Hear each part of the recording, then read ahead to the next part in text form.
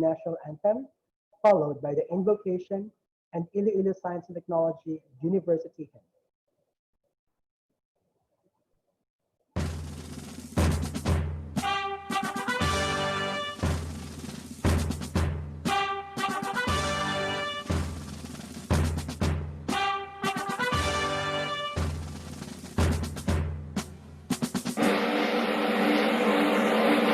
Bayang magiging pelas ng silanganan, alam ng puso, sa bibig mo'y buhay.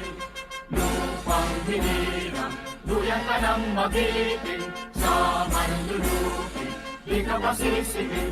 Sa dagat at bundok, sa simoy at sa langit mong banghaw, may bilang ang tula at awit sa pagyayang minamahal. Ang kislap ng matawat mo'y tagumpay na nagdidingding, ang bituin at araw niya kailan pa may di magdidilim. Lupa ng araw ng walhati pagsinta, buhay langit sa piling mo. Aming ligaya na pag may manhaati, ang mamatay ng dahil sa'yo.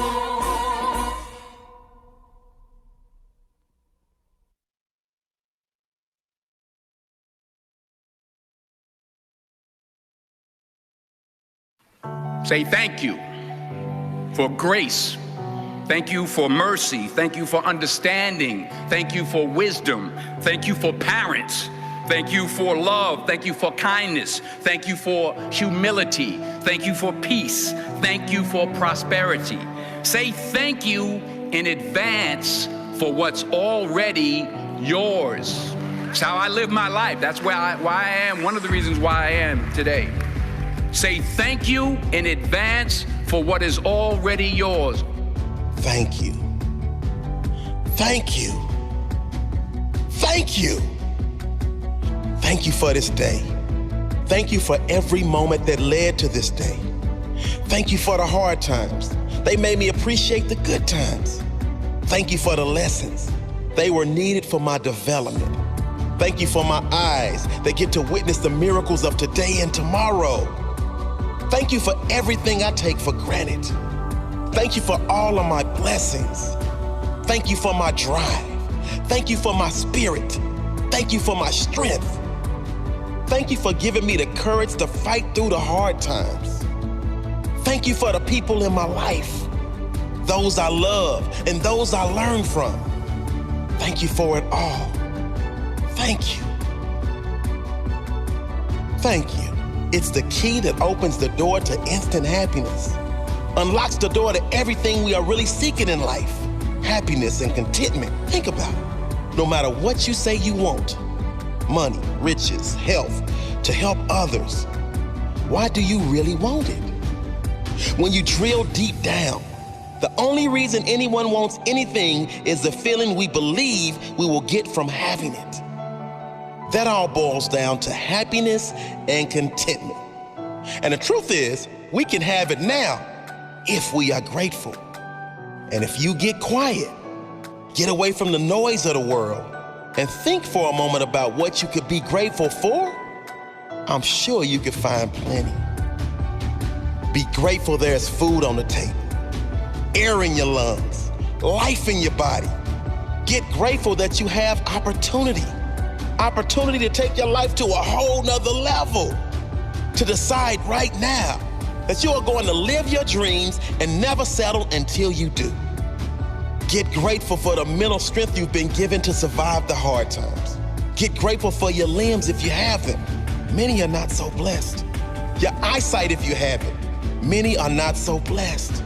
Your hearing if you have it. Many are not so blessed. The health you do have, many are in worse positions. Get grateful for that one person that has had an impact in your life, or many people if you are so blessed. Then get grateful you can choose to be that person for someone else, that one that makes a difference in someone else's life, no matter how small. Get grateful you get to experience this magical universe. Today, look for miracles. I guarantee if you are looking, you will see them. There are unlimited things to be grateful for. Open your eyes, unlock your amazing life, It's ready for you right now. Thank you for this day, whatever it brings. Whether a challenge I need to grow, a lineup to teach me patience, an unexpected blessing, every moment of joy, whatever today brings, thank you. Whatever it brings, I pray I have enough presence in each moment to know that no circumstance is my life. No high or low, no event, no thing is my life. Life is energy, and I know I'm so much more than my physical body. Thank you for my ability to love, to give to others my authentic love and kindness without expecting anything in return. Thank you for my strength. Thank you for my presence. Thank you for my ability to attract only the things and people that are in harmony with what I need in my life. Thank you. Thank you. Thank you for this day, whatever it brings.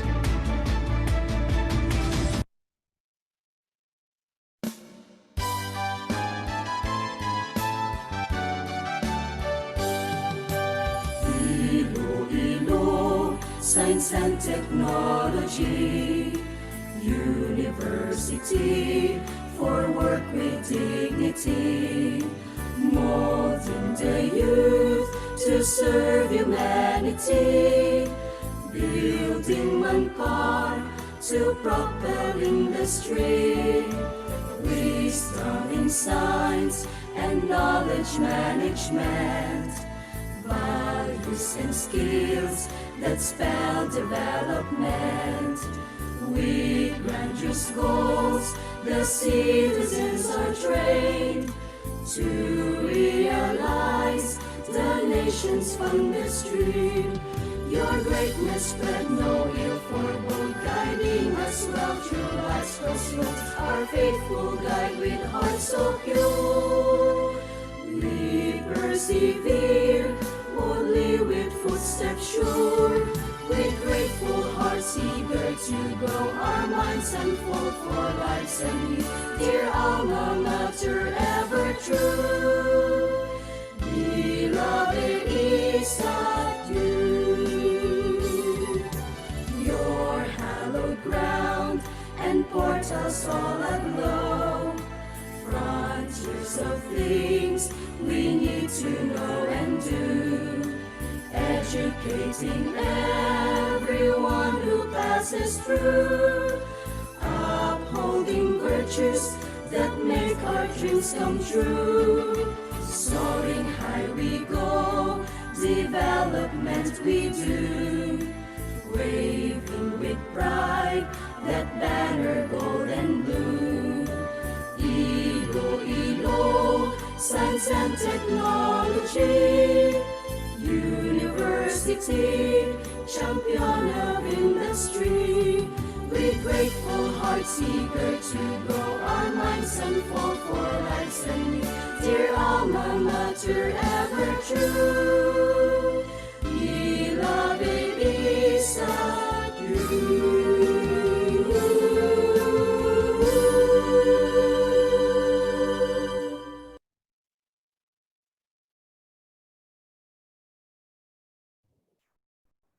Thank you. To begin this enlightening webinar, yes, the expert of the College of Education, our Professor, Dr. John M. A virtual applause, please. Thank you very much, Sir Chris, for that kind introduction. And of course, greetings to our resource person, no other than the board member of the province of Iloilo. Thank you for gracing this occasion, Sir Jason. I know that you really care, ESATU. If I could still recall, you also heed the invitation of ESATU 5 years ago when you were still Iloilo City Councilors. So again, thank you very much in behalf of our university president, Dr. Raul Muyong. I would like also to take this opportunity in the recognizing the presence of our director in the extension division of this university. Likewise, the coordinator, the overall coordinator of the graduate studies, Dr. Frisian Kausing, and of course, the program coordinator of Doctor of Education, Dr. Georgia Dimabibas, and some other faculty who are here, Dr. Bermejo, Dr. Fasinabo, our head in secondary education, and likewise Dr. Tokar, and Professor Naponi, faculty in the College of Industrial Technology, whom I need not to mention. And I see also some extensionists from some other campuses from Yagao, Leon, Barotac Nuevo, and Dumangas.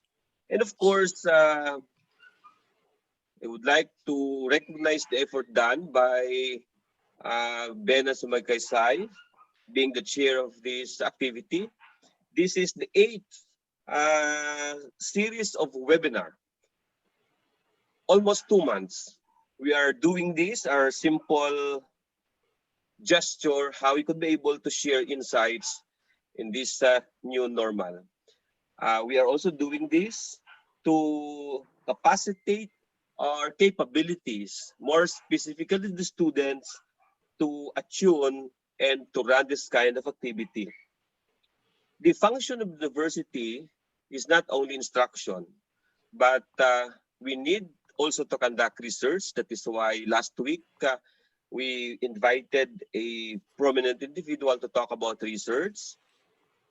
But that research product should be felt by the community. That is why whatever knowledge we generated, whatever technology we generated in university, it should be cascaded to the community that we are serving with. Community that includes the industry and some other stakeholders. So the very existence of the university is to generate knowledge, likewise technology, and it should be forwarded and it should be shared to the community. Now, I really love this caption. I share this from time to time. And if I could still recall, this was shared to us with our speaker from DepEd.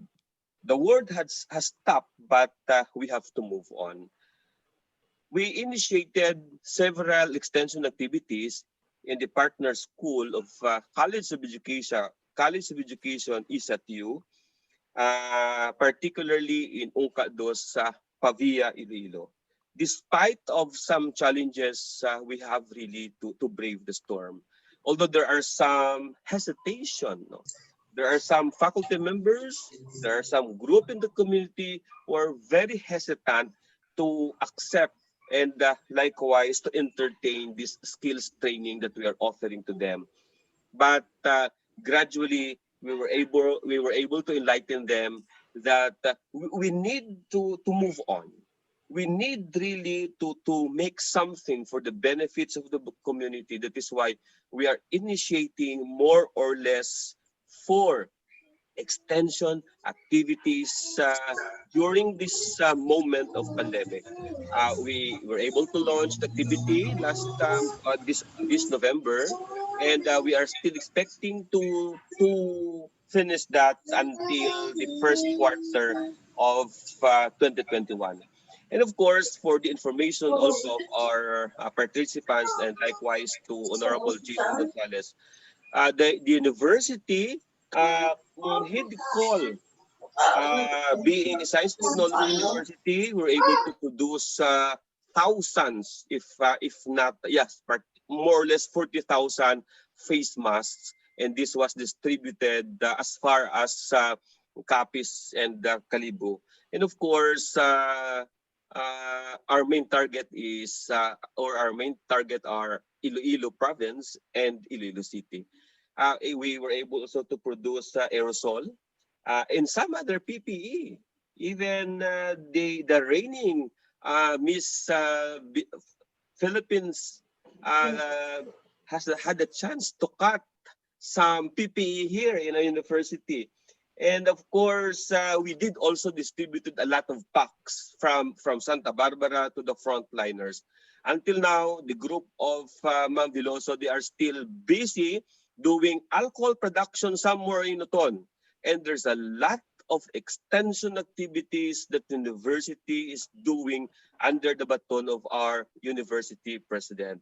So this is just only a bird's eye view that despite of this pandemic, the university is not only idling itself, but we are very dynamic, proactive in addressing in our own little way how the university can be felt by the community. And the good SB or the board member will be sharing to us. Are we in right direction? Or is he still be willing to push us further, to motivate us further? I know there's a lot of extensionists listening here because I invited Dr. Veloso that invite some other extensionists in the region. There is an organization in the region by or purely for extension purposes. So I do hope that this activity would somehow provide us some push, some motivating words from our dear Honorable Jason Gonzalez. And without so much ado, I would like also to take this time to recognize the effort done by the Doctor of Education students. 14 of them are very strong and very competitive students that worthy to be replicated, particularly the genes. If I will be asking that are they worthy to be replicated? Yes, my sounding word is yes. Sana marami pa yung mga katribo nyo. And I do hope I will not, I need to stop now because I'm eager to listen to our resource person. So again, Sir Chris, thank you very much. And I am excited to hear a wisdom from our resource person. Sir Jason, magandang hapon po. Okay, thank you so much, sir, for that wonderful remarks. So this webinar would not be completed if we missed the acknowledgement part and giving you the overview of this webinar. So to acknowledge our participants, and at the same time, giving you a quick glance of what will happen in this afternoon's program, may we call on our young-looking overall chairwoman of this program, Ma'am Bena V. Samagaitay. A round of virtual applause, please. Thank you, Sir Chris.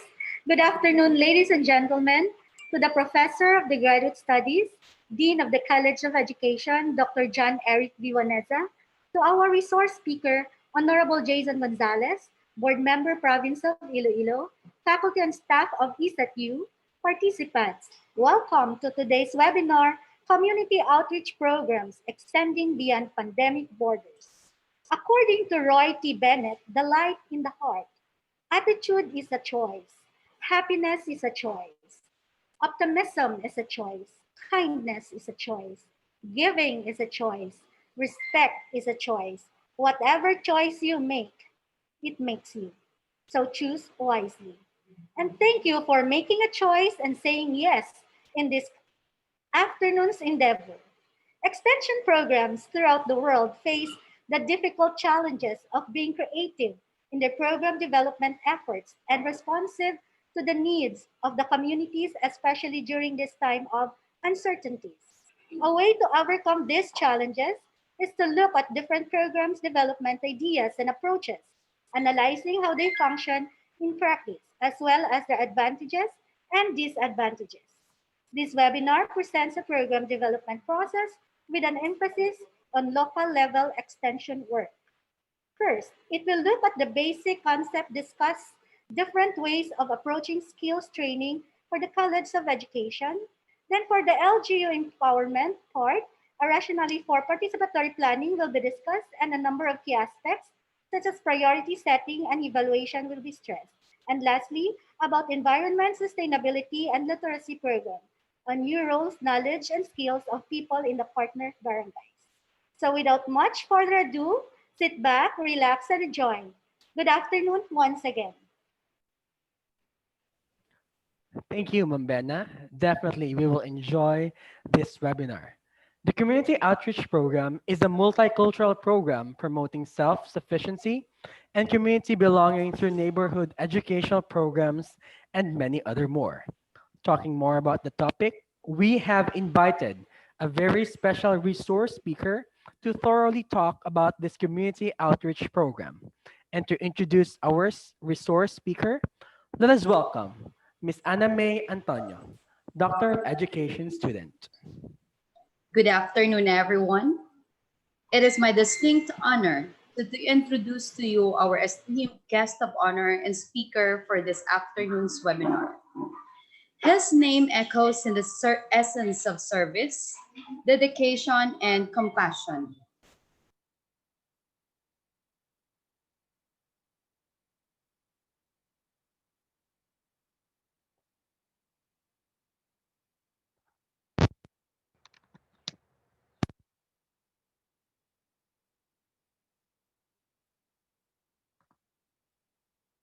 With regards to his professional experiences, he became an active member of City Council Iloilo City from 2010 to 2015. His passion and energy seem to know no bounds. He has proven to be committed public servant, a former mayor of Municipality of Lambunao, Iloilo from 2016 to 2019. To date, he continues to be affiliated with public service and community outreach programs. The board member of the province of Iloilo from 2019 to present. As a public servant, our speaker is a recipient of the following distinctions: Global Fellow of Eisenhower Fellowships in 2018, Kaya Natin Champion, KN Movement for Good Governance and Ethical Leadership in 2016. 2016 Pinoy Icon of Melchora Aquino Awardee for Civic Work by JCI Regatta. In recognition of his leadership and management, the following awards were received by the Municipality of Lambunao under his term as mayor.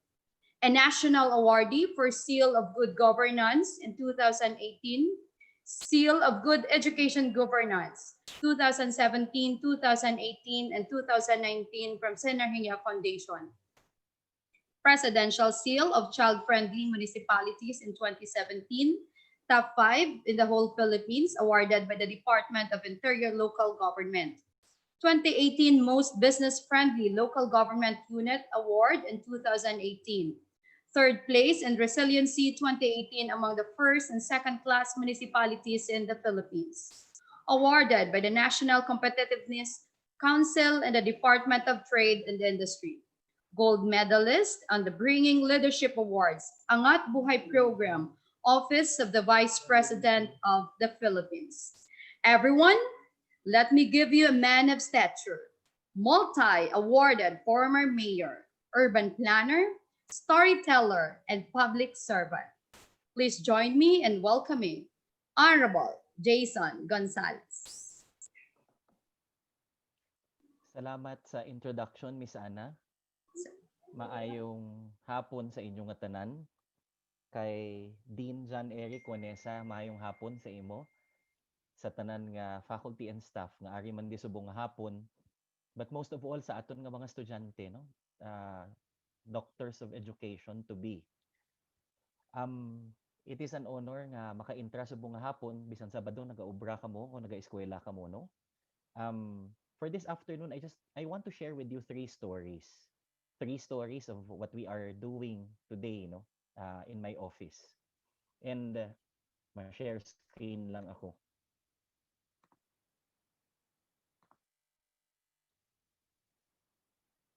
Sang 2019, gintun-an namon ang lain-lain nga mga job sites nga available sa Pilipinas nationally. We're talking about JobStreet, we're talking about Indeed, Caliber.com.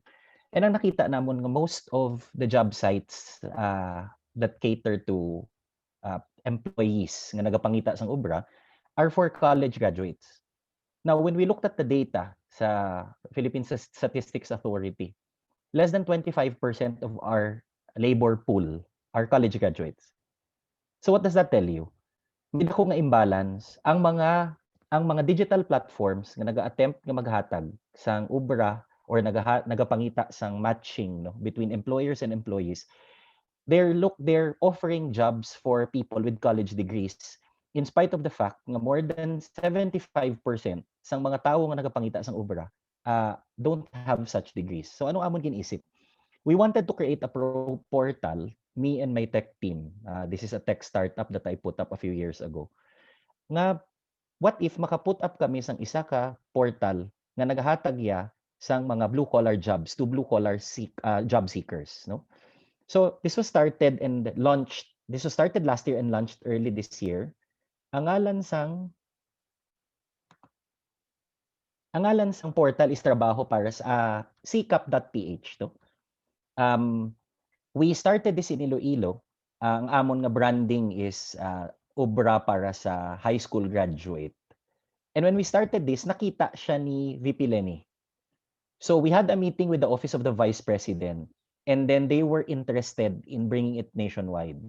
So after the meeting, shortly after na we came to terms with what the relationship will be, sang September 10, gin-promote ni VP Lenny ang sikap.ph. Ang natabo is that within a month, ang sikap.ph a lot of job seekers as well as prospective employers. And starting in September 10 until today, as of now, as of October 26, may ara na kami sang 20,129 job openings, no? 8,800 registered applicants and 265 enrolled employers. And it continues to grow. Most of the jobs that are available sa sikap.ph subong are ara na sa ara sa Manila. Many of them are in Batangas or Laguna. Many of them are in Luzon. And we hope nga ang Visayas nga operation will catch up, no? Which is what we intend to do. But what I want to share with you is that through the power of partnerships, no? Principled partnerships, ang capacity to grow of any initiative nagasaka gid. And this is something that we're very proud of. Kaya ang amon nga tutok are jobs for people at the bottom of the pyramid. No, ang mga pangakubos kag mga imol, sila ang amon nga gina-attemptan nga pangitaan sang ubra. So this is the first story that I want to share with you.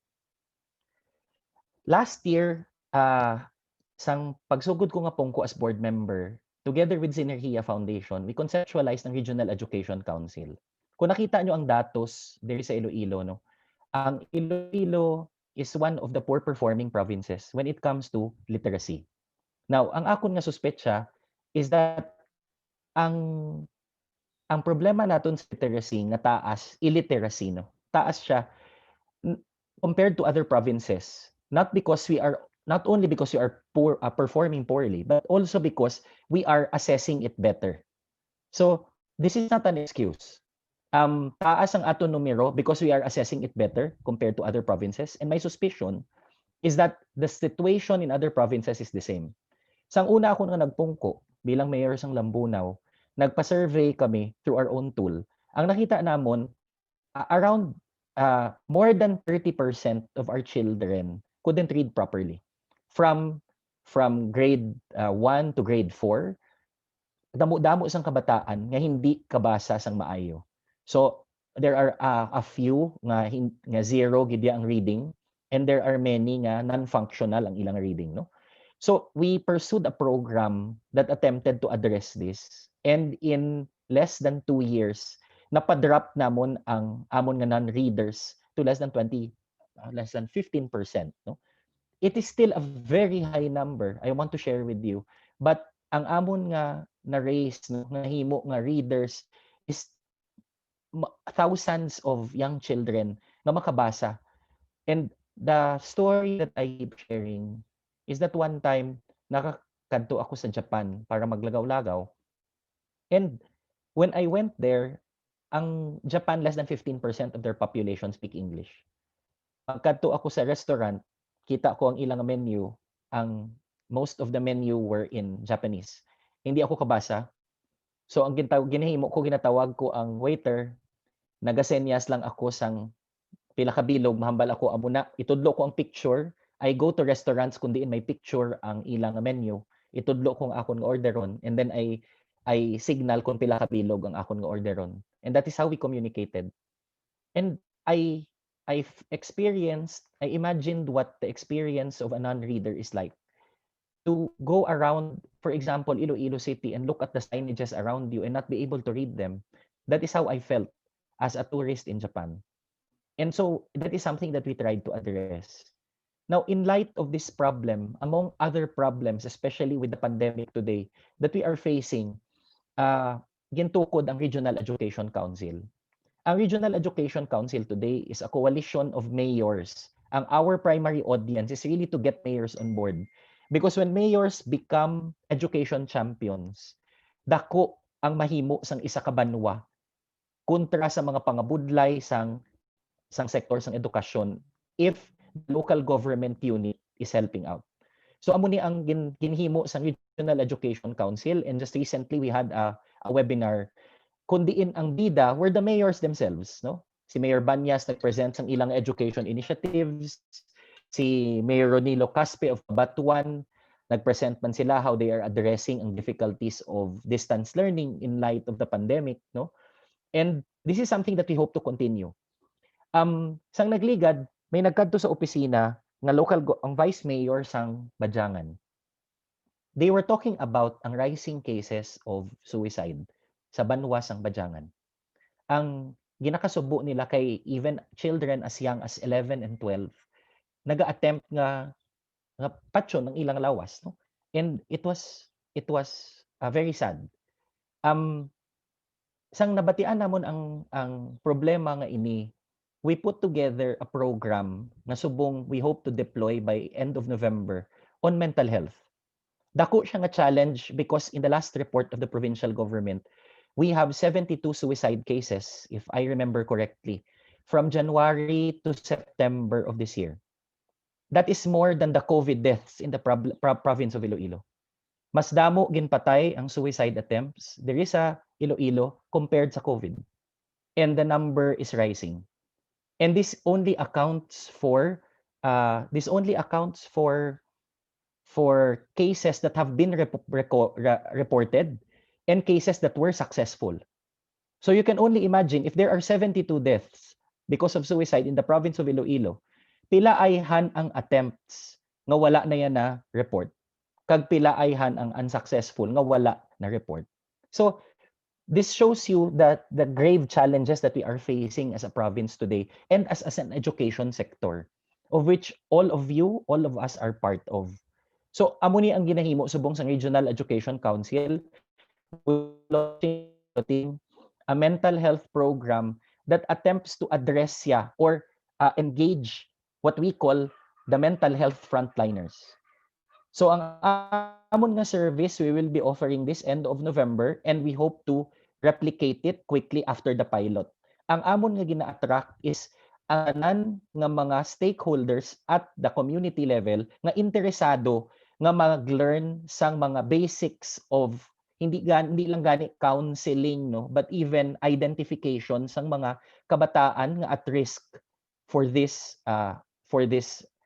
epidemic. I would say that suicide today hindi lang siya in the Philippines but it is a global epidemic. So that is another initiative that the Regional Education Council is doing. Now, third story. Sang ara ako sa Banwasang Lambunaw bilang mayor, one of the things that we did first was to interview our farmers because they were the largest sector in the town. We have more than 10,000 farmers, a population of around 81,000. Sila ang pinakadako nga sector and they were the sector that needed help the most. So ang nakita namon nga ang problema sa panguma hindi lang problema sang teknolohiya, adoption of technologies, hindi lang problema sa access to markets or problem of financing. But we also saw, based on our interviews and conversations with farmers and farmers groups, na ang problema sang panguma, problema sa batasan. That is one aspect of the problem that was not identified in other programs that we investigated. So, to cut a long story short, no, ang Champion Farmers Program is a program that is based on habits virtues and pillars. I will not talk about this in detail, but I just want to show you what the program looks like. So these are the 7 habits that are technical in nature that we feel if they are practiced and embodied by our farmers, it will help improve their farming practice. Kung ako bilang mangunguma, hakuson ko gid ang mga habits nga ini and practice them in my own farm. It will increase productivity, bring down costs, and improve my productivity as a farmer. So ang pagplano sang imo nga uma, ang pag-conserve sang tubig, how to do that, no? Composting and mulching, tapos magtanom ikaw diverse crops because gapalayo kami sa monocropping because ang monocropping nga mga farms are not resilient. Agyan ka lang sang isa ka peste, ubos ang imo gintanom because isa lang ka klase nga produkto ang imo nga ginatanom, wala resilience. Saving and sharing seeds raises poultry and livestock and practices good financial management.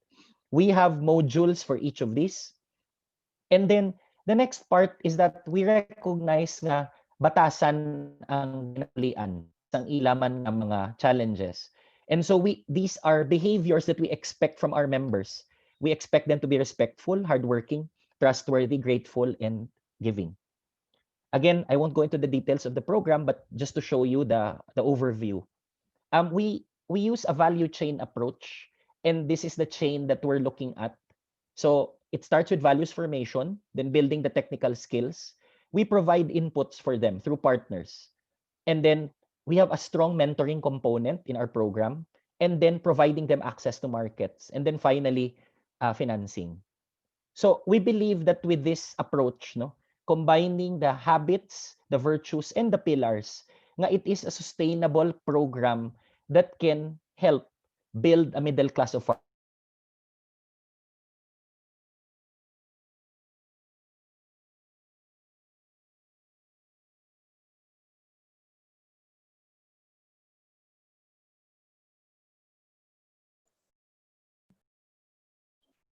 Sir Gonzalez.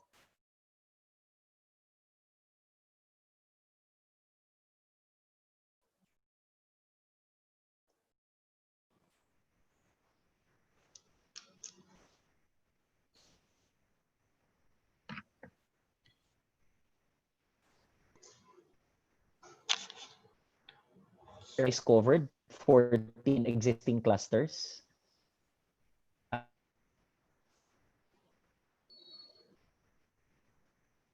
FP technicians, and we focused a lot on building the capacity of our team. Kay ang gusto namon nga in the future, in the days to come, no, nga ang amon nga capacity to deliver trainings is in-house. So ang amon nga gin-build is ang amon nga team gid. So damo sila gin-attendan nga mga trainings. And these are the technical skills trainings that we deployed, and these are the beneficiaries for each one. And these are our training partners: Pilipinas Shell Foundation, Remnant Institute, iRelief, Jollibee Group for their Farmers Entrepreneurship Program, UP Los Baños, Global Seed Savers. So these are some of the photos of what we have been doing. When I was still mayor, we were able to raise 20 million. Hindi dala diya ang pondo pa sang banwa, no? Pondo pa lang niya that we were able to outsource from outside of the municipality. So these are our input partners. They were the ones who provided help para sa mga champion farmer candidates namon. So mentoring, evaluation, we work on this. And ang gusto namon nga buhion is ang dagyaw sa mga mangunguma sa isa kag isa, no? So we were big on this nga nagabuligay ang amon nga mga miyembro sa ila nga pagtanom.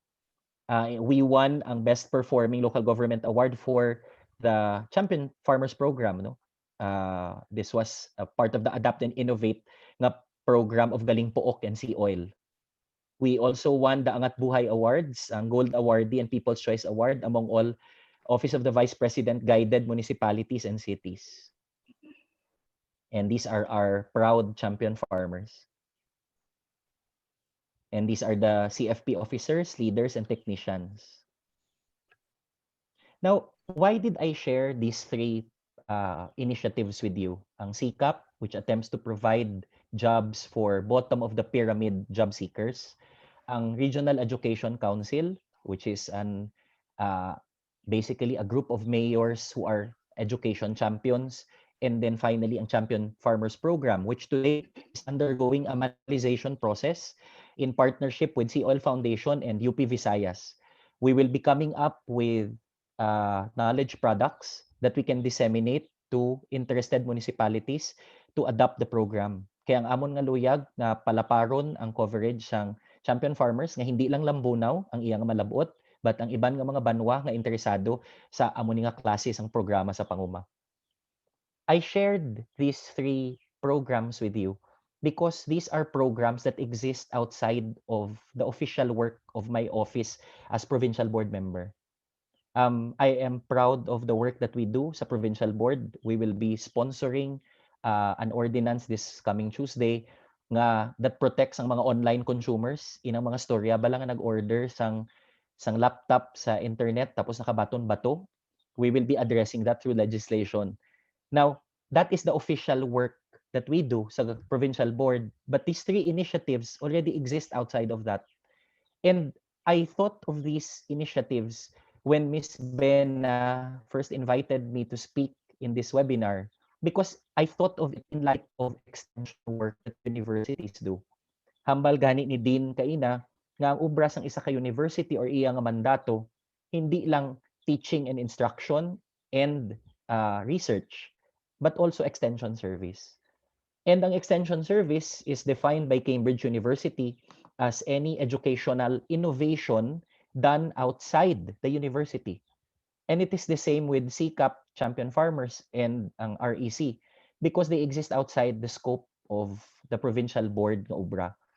And I want to share with you na in pursuing these initiatives, we have a 4-piece approach. Hindi niya Pantawid Pamilyang Pilipino program, but we use a 4-piece approach mainly when we launch a new initiative. Ginahambalan ko na ang akon nga team nga we start with purpose first. Mamangkot ako sa inyo, why are we doing this? So whatever it is that we are pursuing, we start with the question why. So ang sabat dapat klaro, dapat mahambal sang bilog nga team. Nga ang amon nga mga miyembro makasabat, even ang mga stakeholders namon kaya nila makasabat, why are we doing this? So it begins with purpose. The second P of my simple 4-piece approach when pursuing new initiatives is people. Importante katama when we talk about people, sino ang mga tawo nga madala sang programa? And do they embrace the purpose for which it is being pursued? So ang una is purpose and the next is people. Do I have the right people? Isugid ko sa inyo nga ang growing pains for the last 4 years ang Champion Farmers Program has been many and large, no? Kadamo sang mga challenges nga ginatubang namon.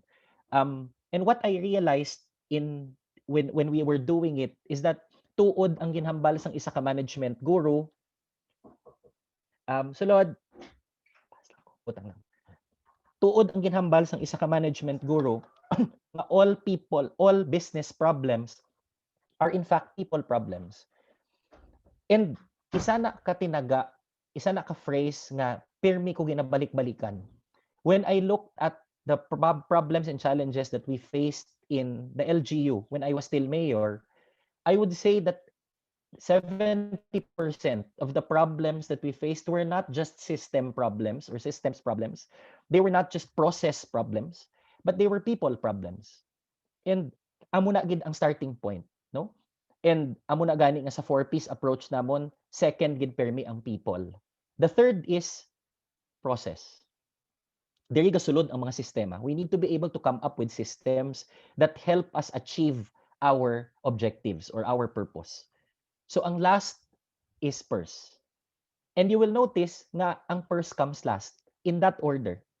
So it's purpose, people, process, and purse. I will share with you that in working with Gawad Kalinga, because I'm in touch with HQ, no, I was told the story nga ang national board sang Gawad Kalinga, when they discuss new initiatives, ang pirmi nila ginaistoryahan anay is why they should do it and how they can do it. And wala sila ga istoryahanay about money. At the end of the planning session, the money conversation comes in last. And when this was first told to me, nakibot ako. Why? Because coming from government, ang starting point yan namon sa LGU and having been part of local governments sa city at saka sa province levels, ang starting point man namon is still also the money. And which is why I found the GK approach surprising.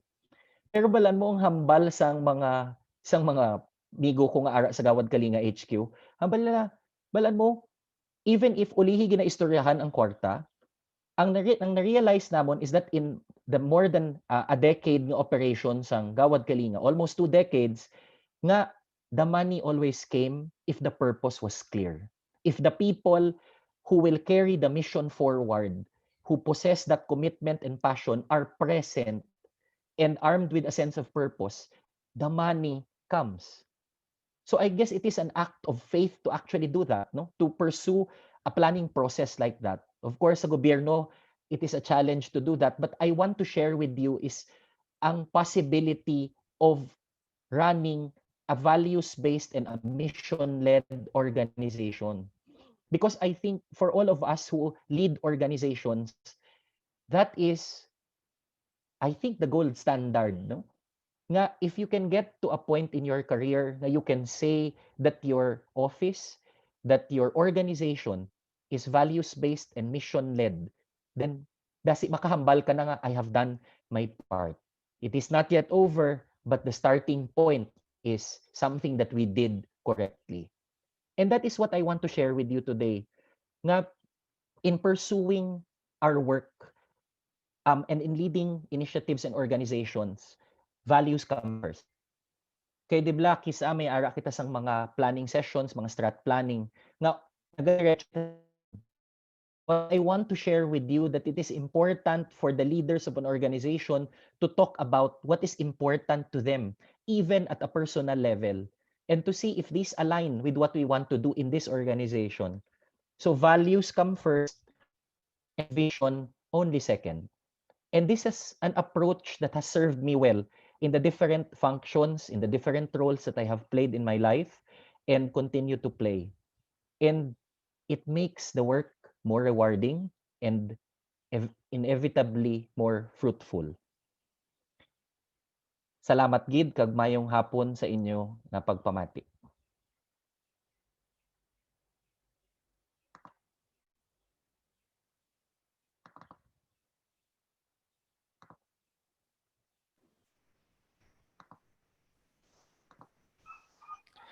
Thank you so much, Honorable Jason Gonzalez, for the very captivating and perceptive messages you've shared this afternoon. Your words will definitely be carved and inculcated in our minds and in our hearts as we tread a new path in our career. I am pretty sure that your questions and queries have been noted on the chat box for our distinguished speaker to address. And at this juncture, let's have Renante F. Fernandez, Doctor of Education student, to facilitate our open forum. Take it away, sir. Thank you, Sir Chris, and thank you so much, Honorable Jason Gonzalez, the provincial board member in the province of Iloilo. So actually, I have reviewed the chat box, sir, but there's no question. So I would like to start asking the question to you first. All right, I'm quite interested in your talk about the mental health problem, which you are planning to implement the end of November, as you said, by the Regional Education Council. Could you please give us more details on this so we may be able to participate? Ang amon nga partner dire is, if you have heard of them, ang Global Shapers Iloilo Hub. Ang Global Shapers is a community of young leaders and achievers nga naga-contribute to the local community. I was the founding curator of the Global Shapers back in 2014, and ang ilang activity subong is along those lines, no? Ang mental health. Kay amo na ang kausa sang amon nga bag-o nga curator subong. Now they came up with a program and we partnered with them nga in adopting that framework. Ang iya nga setup is simple. We want to have a program that is easily deployable at the grassroots level. So ang amon nga audience for this, as I've said in my talk, are frontliners. And we define frontliners very loosely here. Anyone who is interested to participate in the process of detecting ang mga ang mga ang mga kabataan nga vulnerable kag basi who suffer from depression, tapos sila ya mismo ang ma-provide sang counseling work. So that is how we define ang frontliner diri. Kay you can be an SK president, you can be an SK officer sa inyong nga barangay, you can be an active student nga kilala sa inyong nga barangay nga in touch with the community, you can be a BHW, a BNS, a PSP, a barangay kagawad, it doesn't matter. Ang amon nga gina-value is ang passion kag commitment in addressing this epidemic of suicides in the province. So ang amon nga ginabaton dire for our first pilot is we will be announcing it to the towns of Badyangan and Lambunaw. Dira kami masugod and we will be asking them kung sino ang interesado nga mag-participate to become trained nga mga frontliners nga i-address siya. Kaya ang pamangkot actually sang iban nga mga MSWDO offices, hambal nila, balaan namon nga may problema sa amon nga banwa sa amon barangay. Galing, wala kami kabalo kung anhon namon.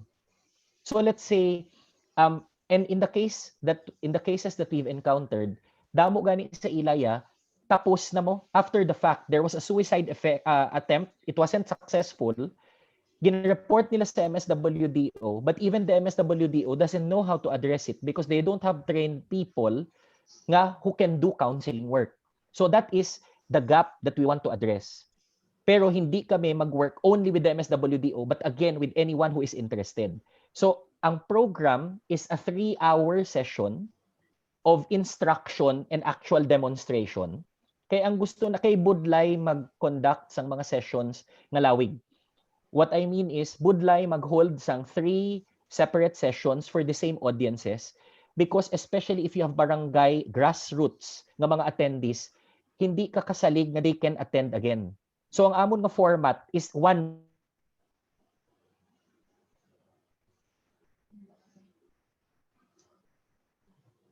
guy of suicide attempts nga ikaw mismo maka-intervene ikaw right away. So that is that is the most that I can say about it. I am not a psychologist, so hindi ako familiar sa actual tools that we will be delivering because we have professionals who will help us do that. So for the 3-hour session, we have three different resource persons who are qualified to deliver the modules. Pero ang beauty niya is that it's a one-time session nga pagkadto mo da in and out, pero we do not claim nga it will be exhaustive or that it provide you with your certificate. What it does is something practical. Nga ang amon lang niya nga kung sa inyo barangay may amuna nga problema and you want to address it, kadto ka sa amon nga training, it will provide you at least with a few tools nga makabalo ikaw nga mag-detect and then how to help address it. So amuna ang format of the program. Yes, madamo gid nga salamat Honorable Gonzales sa imo nga paghatag kasanagan sa imo mga programa nga masunod sa sininga Nobyembre. Okay, ang sunod nga magapamangkot, we have with us the Dean of the College of Education, Dr. John Eric Bueneza. Sir. Thank you, Sir Renz. Honorable Jason, may hapon liwat. Ngayong hapon din dyan. May duwa akong kapamangkot. It's good that you were able to share with us this word for us to ponder, especially begin with the purpose. No, I really like that statement. The university keep on or are engaged with a lot of activities, especially in extension, but we encounter a lot of challenges. Ang isa sa mga challenge, sir, how we could be able to draw the participation of the community. Because in the first place, may issue na daan man sa LGU, nga particularly how to identify participants. No? The university allotted budget for this. May ara kami nga appropriation dira. But ang number one gid namon concern, nga ang dole out bla, sir, nga ang mga tao sa community nga I do believe you experience this nga kung wala sila sa nababatyagan kag wala sila sang may napaabot nga batunon, most likely hindi sila mag-attend, no? So can you share to us what are your strategy, how we could be able really to invite and at the same time nang increase the awareness of the people, especially the LGU, now to be more participative to this kind of activity. And can you also share to us, sir, kung anong inyo yung strategy nga kung paano nyo ni kay remember sa Silinguman, we are dealing with the people sa grassroots, no? Wala kami gambal nga ma-meeting ta kay mga nagtag kami sa dinas o kung bugas, no, o kung ano pang napaabot, because it's something to do about value. So may we hear from you, sir, with regard to this context. Doc, nautod ikaw kay ako ang nautod kay ina. Wala ko nabatian kung ano ang specifically what nga program Sige. ang nagapangita Sige. kamo sang attendees. Anong ginahimo ninyo for the community? Oo. Kay normally ang struggle sa mga naga-conduct sa extension, limitado ang ma-attend kung nabatsagan nila nga daw wala man sila sa makuha. Pero kung kisa may mga iba niya nga pasabi paragtag bugas, sardinas, noodles, pero actually intention mo kay you could not really start sang values formation if you do not have this crowd, no? So ang akon sir nga pamangkot nga ano pagit ang strategy how we could be able to invite people, kag ano niyang setup ninyo may ara na kamo nga daan community, wala kami nag-effort di nga kamo gito yung nag-reach out or ara na nga daan, sir? Sige. Ano ni siya so ang pamangkot ninyo is how to engage the community in a better way. Nga mas effective siya, nga mas damo ang nagakadto kag mas damo ang nagatinir. No? Do I understand that correctly? Yes, sir. Para nga Okay. at least ma-compare man namon kay kung kisa ang program daw tama ka engaging because you have already people in the ground.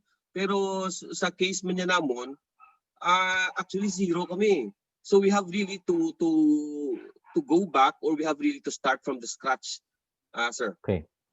Ang akon nga suggestion abi sa amo na kay ang inyo nga context is that you are an educational institution. Tapos gusto nyo mag-deliver sang extension services to local communities, especially around sa inyo man nga campus, no. Ang first step actually sa ako nga paglantaw, no, which is something that I've done in the past nang wala pa ako sa gobyerno, is ang id-id nga political mapping process. So, magambal ka nga political mapping, ginalantaw ko kung sino ang pinaka-importante. I'll give the example of Gawad Kalinga. Ang Gawad Kalinga has the luxury to choose the communities that it works with, no. So, for example, may ara sang donor. May donor isa ka manggaranon nga Ilonggo nga based sa San Francisco. Mambal siya ma-sponsor ako sang 30 ka balay. Pero gusto ko sa Iloilo, pero pabayaan ta na kamo ma-identify nyo. Basta ako ang ma-finance, no.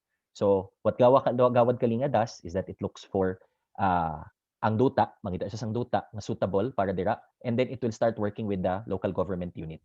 So ang mapping nga ginahimo sang Gawad Kalinga, although it is fortunate kay may ngalan na siya nga dako. So when it introduces itself to LGUs, ang mayor chances are nabatian na. So masapos bala ang proseso. Pero what we do sa Gawad Kalinga is we engage the mayor, we engage the barangay kapitan. For example, there is sa Iloilo City, when I was still in the city council, we engaged ang Ikupaw, ang Iloilo City Urban Poor Affairs or Urban Poor Affairs Office, no? So what we do is we identify all the decision makers and all the people who have access to the audiences that are relevant to our purposes. So kung ako, for example, ma-deliver ako mental health nga service for municipality. I will sit with the team and then I will identify the personalities the people, the positions that are critical to that particular initiative. So kung mental health, ang amon nga i-engage. So this is what we will be doing. Actually, we're already doing it in time for the end of November nga launch sang amon nga mental health na program. So pungkuan namon ang RHU doctor, ang municipal health officer. Pungkuan namon ang MSWDO. And then pag nakakuha na kami sang sa ila, sang positive nga response, then pungkuan namon si mayor. Although we can do the program even without the mayor, honestly, no? Pero kung may participation ni mayor, dako ang bulig sa amon, even in terms of gathering the audience, in terms of announcing the program.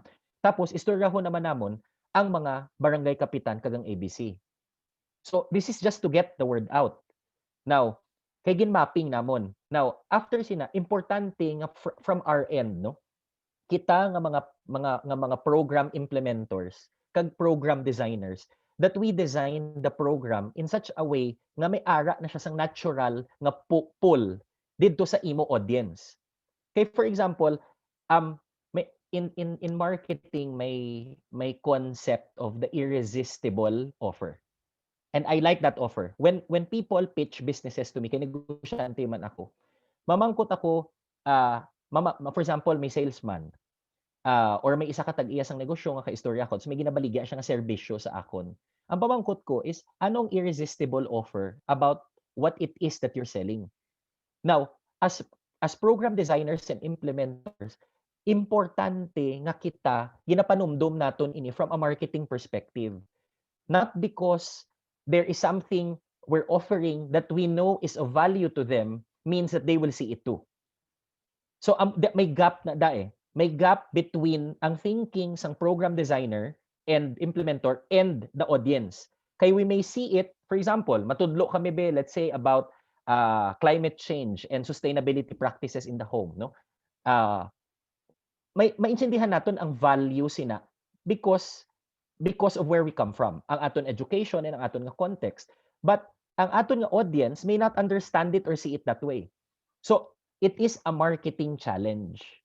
It is so duwa ang akon nga sabat sa pamangkot mo din.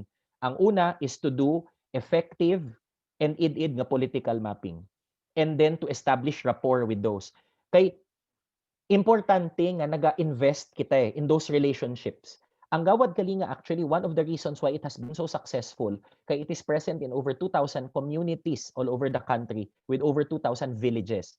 It has been very successful because tama ka kusog sang iya nga orientation of building rapport with its stakeholders and prospective stakeholders. Si Gawad Kalinga is very good at that. Mayo si Gawad Kalinga mga amigo. So, ang paglantaw niya sa programa niya hindi academic, hindi intellectual. Hindi nga because may ginabaligya ako nga serbisyo, libre ini, and we assume immediately that people will see it too. No. So, ang first amo to, political mapping and then building rapport. Ang second is to approach it from a marketing mindset. So, why is this valuable to you? How can I sell this nga it or present it or frame it nga it becomes attractive to my target audience? I'll share with you, I'm working right now with one organization. Ang ngalan niya is Impact Hub Manila. It is an innovation and a tech startup incubator, no. It's a tech incubator. May kausa sila nga bag-o, which is voters registration. Kay ang ilang pagpati nga kung ang kabataan hindi mag-intra sa pagboto sa 2022, ano na lang matabo sa aton nasyon. Now, it's interesting because this is something that a tech incubator like Impact Hub Manila has never done before. Wala pa siya nakasugod or nakatilaw nga mag-embrace ng isa ka social nga kausa, which is voters registration. Now, ginbaligya nila, they came up with a website, they came up with a training video, they came up with a marketing plan for their campaign. Now, in the initial months ang votepilipinas.ph na or votepilipinas.com, wala nag-attraction. Ang punto nila, ang aton nga target age demographic of 18 to 29 years old, hindi naton mapa-onboard. Hindi sila magsakay sa aton nga campaign of voters reg. Balaan mo, Doc, kung anong ilang plano subong. I find this funny, but I think it will be effective. They will be raffling a brand new car. They have the money, no? They will be raffling a brand new car, and they will be asking young people nga kung ikaw new registrant ikaw as a voter, nga i-enroll mo ang imo nga kung sa baga kay may documents ina nga you are a newly registered voter. So basically ipabalo sa ila through their website, himuon pa nila sa portal nila. It's not yet up right now, but this is already in the plan. Na ma-enroll mo ang imo do pero balas ang una nga kung magbakal ka sang Pepsi nga may ara sang kung naga-enroll ka na sa mga promos or sa mga contests bala nga dapat may ara sang putos sang sabon na ibutang mo sa mail, and then you're enrolled in the what do you call that, in the promo, no? Ini man ang ila, pero ang ila yang proof of purchase is the voter's reg document. And at the end of the cycle, they will give a brand new car. That is an example of an adaptive marketing approach. I'm not saying we should do it that way, pero it tells you about the kind of mindset that looks at it as a marketing challenge. Kay all of a sudden, naintindihan sang kabataan ang value kay at least for a particular set of people nga nag-register nako, makabulig ako sa Pilipinas pero may chance pa ako magdaog sang salakyan. Now, they use that as an opening. Kung sa baga ang ila nga raffle is paon ina para magkagat ang kabataan, and it gives them an opening to sell what the cost that they are offering, which is again ang importance of voters registration. It provides you with an opening na you can actually talk to them, you can lecture to them, they will watch your videos kay because you reached out to them in a way that resonates with them. So amo lang na no nga there are other ways of doing it, but ang importante there is the mindset. Yes. You look at it as a marketing challenge. I got very clearly the two things that you shared to us, sir. One is in investing relationship, which is actually very true, no? Because what we are doing, if we will go directly to the community, we will be building from scratch. It is very challenging so far. So with the help of the LGU, Senior Citizen, and some other organization already exist in the community, somehow it would help. So ang idugang na namon guro ng Sir Jason ang hambal mo nga marketing mindset. No?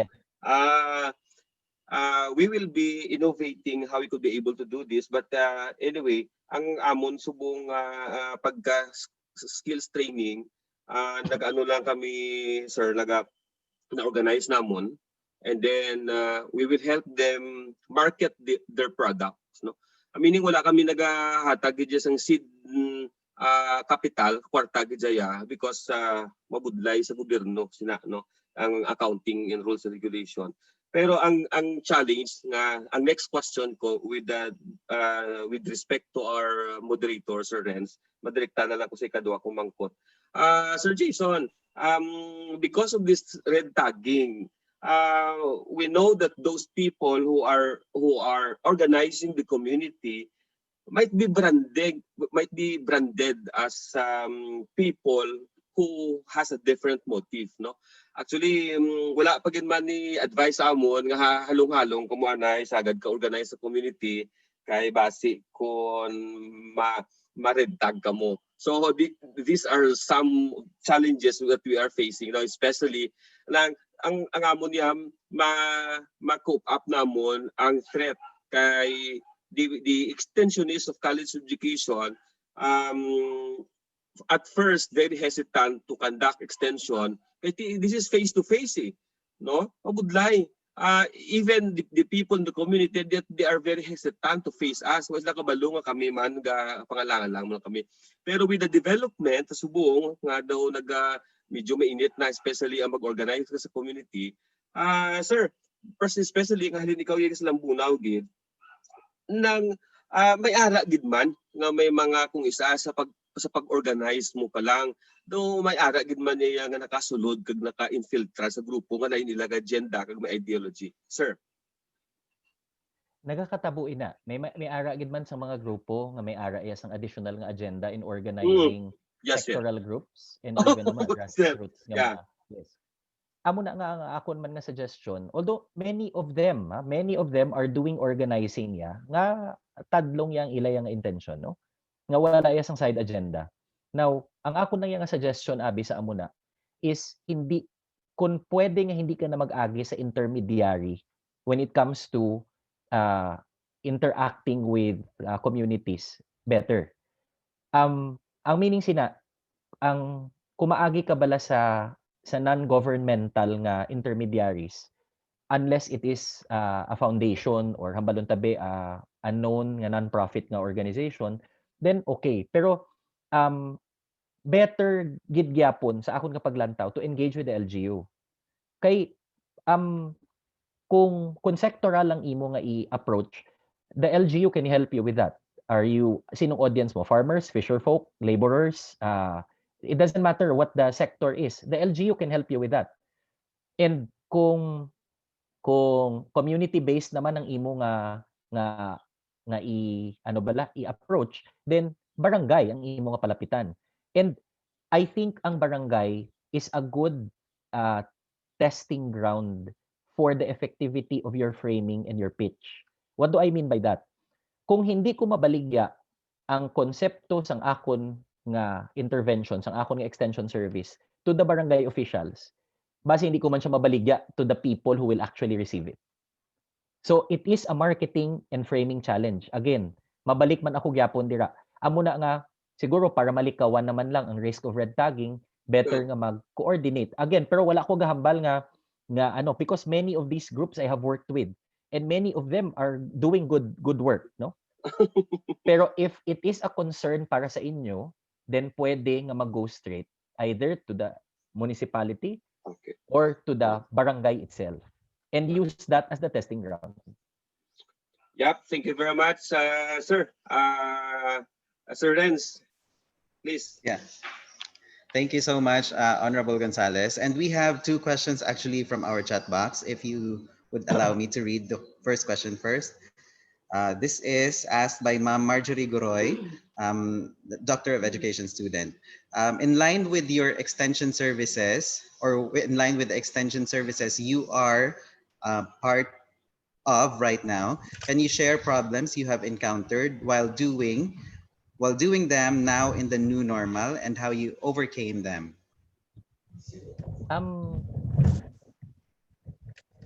Hindi siya specific to the pandemic, no, to the new normal. Pero ihambal ko lang ang ipadayonon ko lang istorya ko kaina about ang leadership challenges namon sa Champion Farmers. Ang amon nga first set of officers, ang founding set of officers namon, who are all farmers by the way, hindi manami. And nabudlayan ang grupo nga mag-grow kag mag-thrive because in spite of our values formation nga approach, many of the officers who were there kay wala bala nag-undergo sang proseso nga na screen sang mayong ilang motivations for wanting to become officers. Nga many of them were there for personal reasons, no, selfish reasons, and it hampered the operations of the organization. Part sina is ang sa honesty nga side, no, ang sa financial handling isa man ka challenge, no. So ang point ko lang dire nga ang Champion Farmers is a purpose driven and values based na organization, and yet may ara man kami gyapon sang challenges when it comes to things like that, no, honesty for example. And what I wish to point out is that many of the problems that we face are people problems. Balikan ko siya.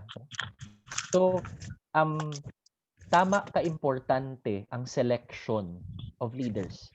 Who are the people who run the program? And ara bala, tuod-tuod bala ang ila nga pag-embrace ang purpose and mission of the program itself. And that's a challenge on how to screen that, but it's also a challenge on how to plant that. And ang mahambal ko lang abi nga, grabe ka-importante nga ang originators, ang mga program designers, nga ang ilang accountability for the program taas. Nga they do not treat it simply as an academic or intellectual exercise, but they really look at it as service.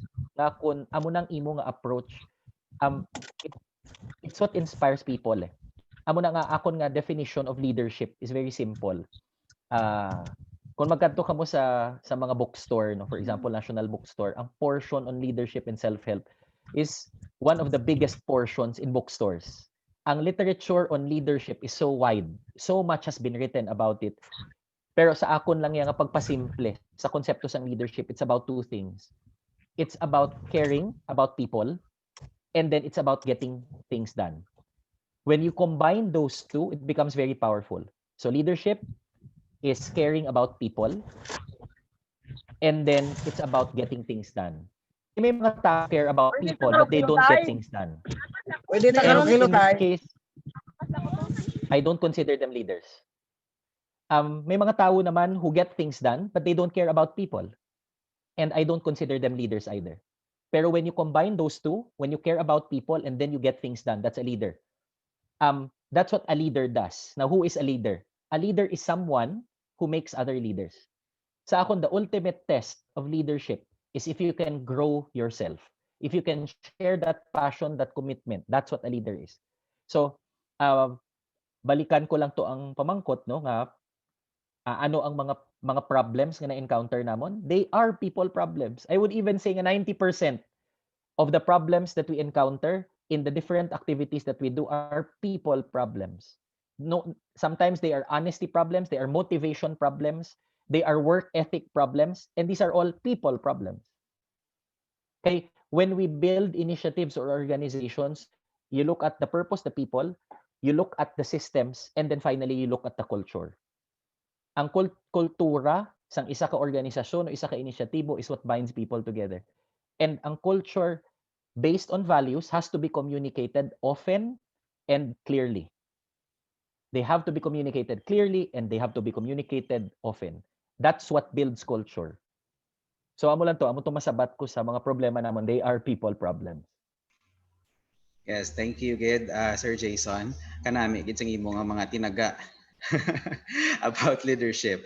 Okay, now in connection to your program on Champion Farmer, there's a question here from Ma'am Gloria Bayola. During harvest time, farmers complain that when they sell their rice, the price is high. But when we buy in the market, the price is high too. What are some of the programs of the provincial government to help these farmers? Sang tiyempo sang pandemic, ang probinsya namakal sang produkto sang mga farmers. Kung di ako magsala, si Gov Toto ang gin-allocate niya about kung 5 or 7 million, no? Ang nabakal nila directly from farmers para mabakal sila at higher prices. Right now, hindi lang ako updated sa mga programa sang provincial agriculture. Pero I want to share with you ang programa sa Lambunaw, of which I am still a part, no? Ang part ini sang Champion Farmers nga nagapamakal kami, ang budget is hindi man tama kadako, pero around 600,000 nga gina-rolling babakal sang produkto sang amon nga mga mangunguma at good prices sa ginabaligya sa NFA.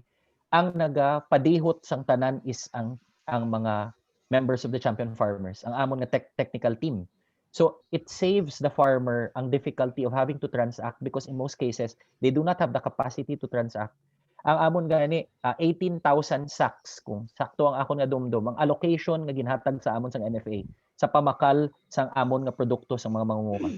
So right now, this is an ongoing project. We are working closely with NFA. Ginabakal namon ang produkto halin sa mangunguma sang manami nga presyo tapos ginahaboy sa NFA because again, FAs, farmer associations themselves normally are not capable to transact with NFA on their own. Kay damo sa mga requirements. And many of our NFAs are poorly organized. Amo na nga ang LGU has to intercede. So amo na siya ang amo na problema sa sa panguma. Okay, so I hope that addressed the question, Ma'am Bayola. There's another one, sir. What can you say regarding the Gulayan sa Paaralan project as a training ground for young children to have high value standards like industry? I don't know kung ano ang connection sang pag-ubra nila sa Gulayan sa Paaralan, ang pag-pursue sang Gulayan sa Paaralan, and then it becomes a training ground for young children to have high value standards like industry. Ano lang, no? Um, it depends on the gulayan sa paaralan program. If it is designed and implemented properly, wherein ang mga kabataan actually participate in a fruitful way in the gulayan itself and are able to enjoy the fruits of that initiative.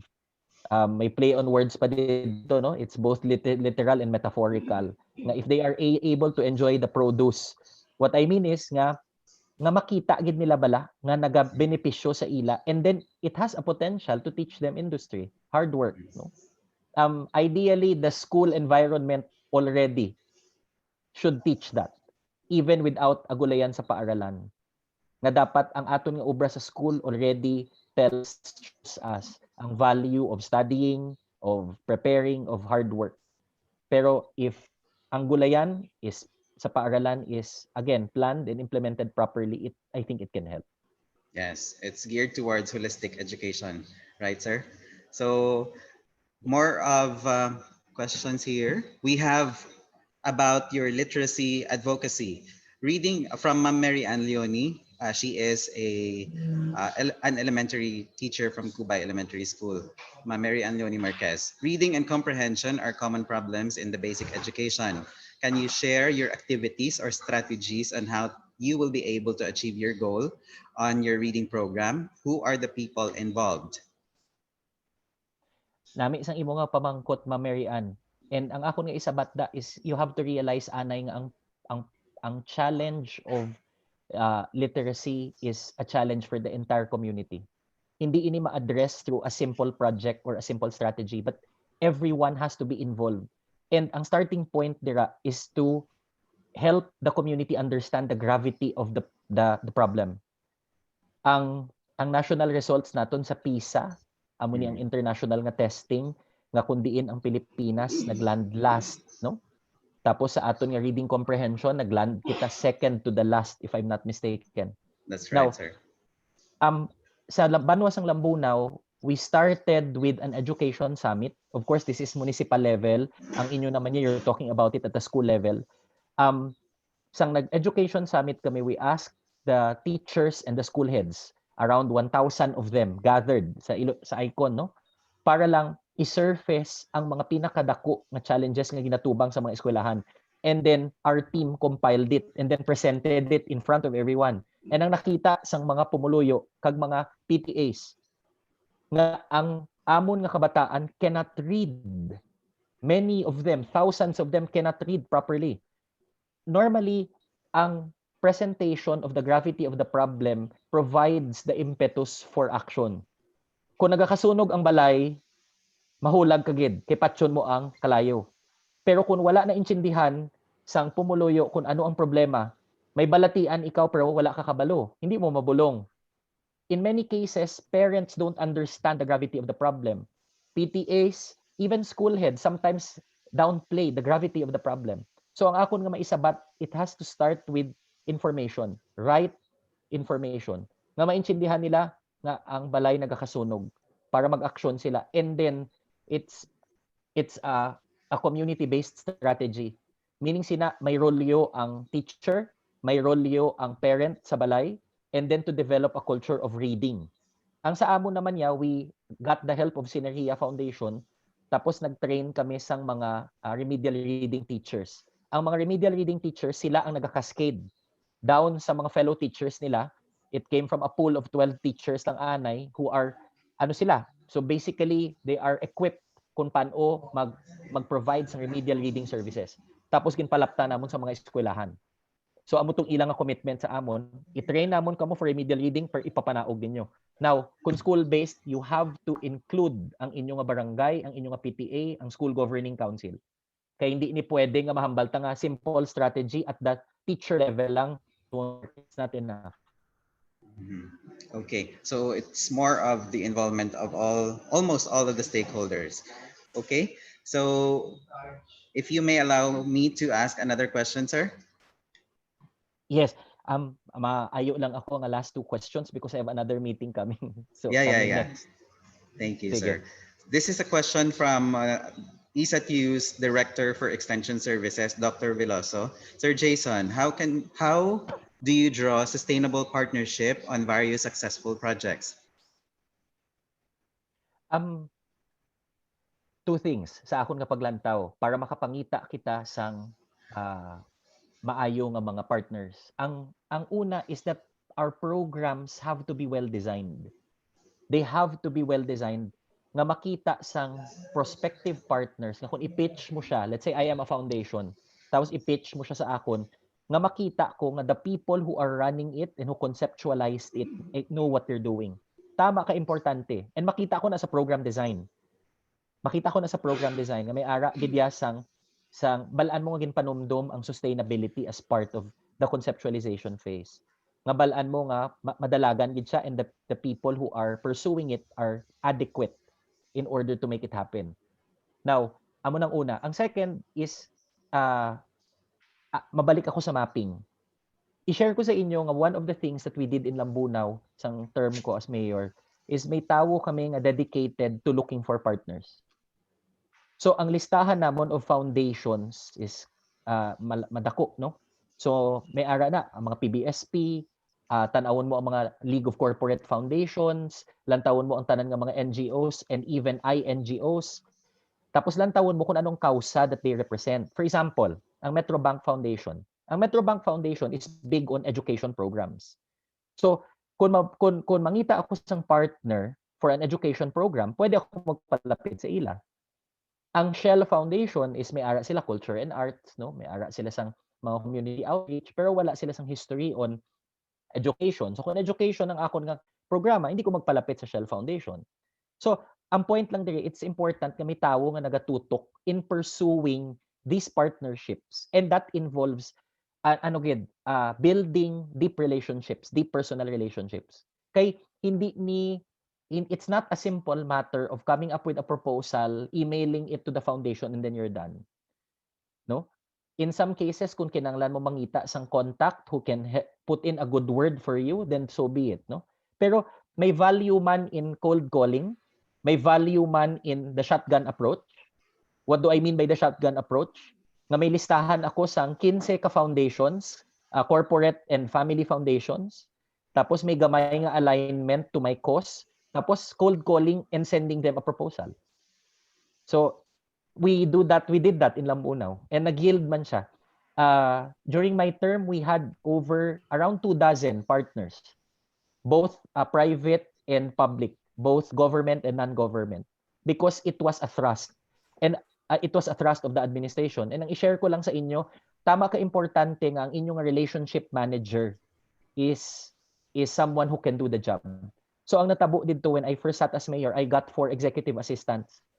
Ang executive assistants ko, tanan na sila were also relationship managers.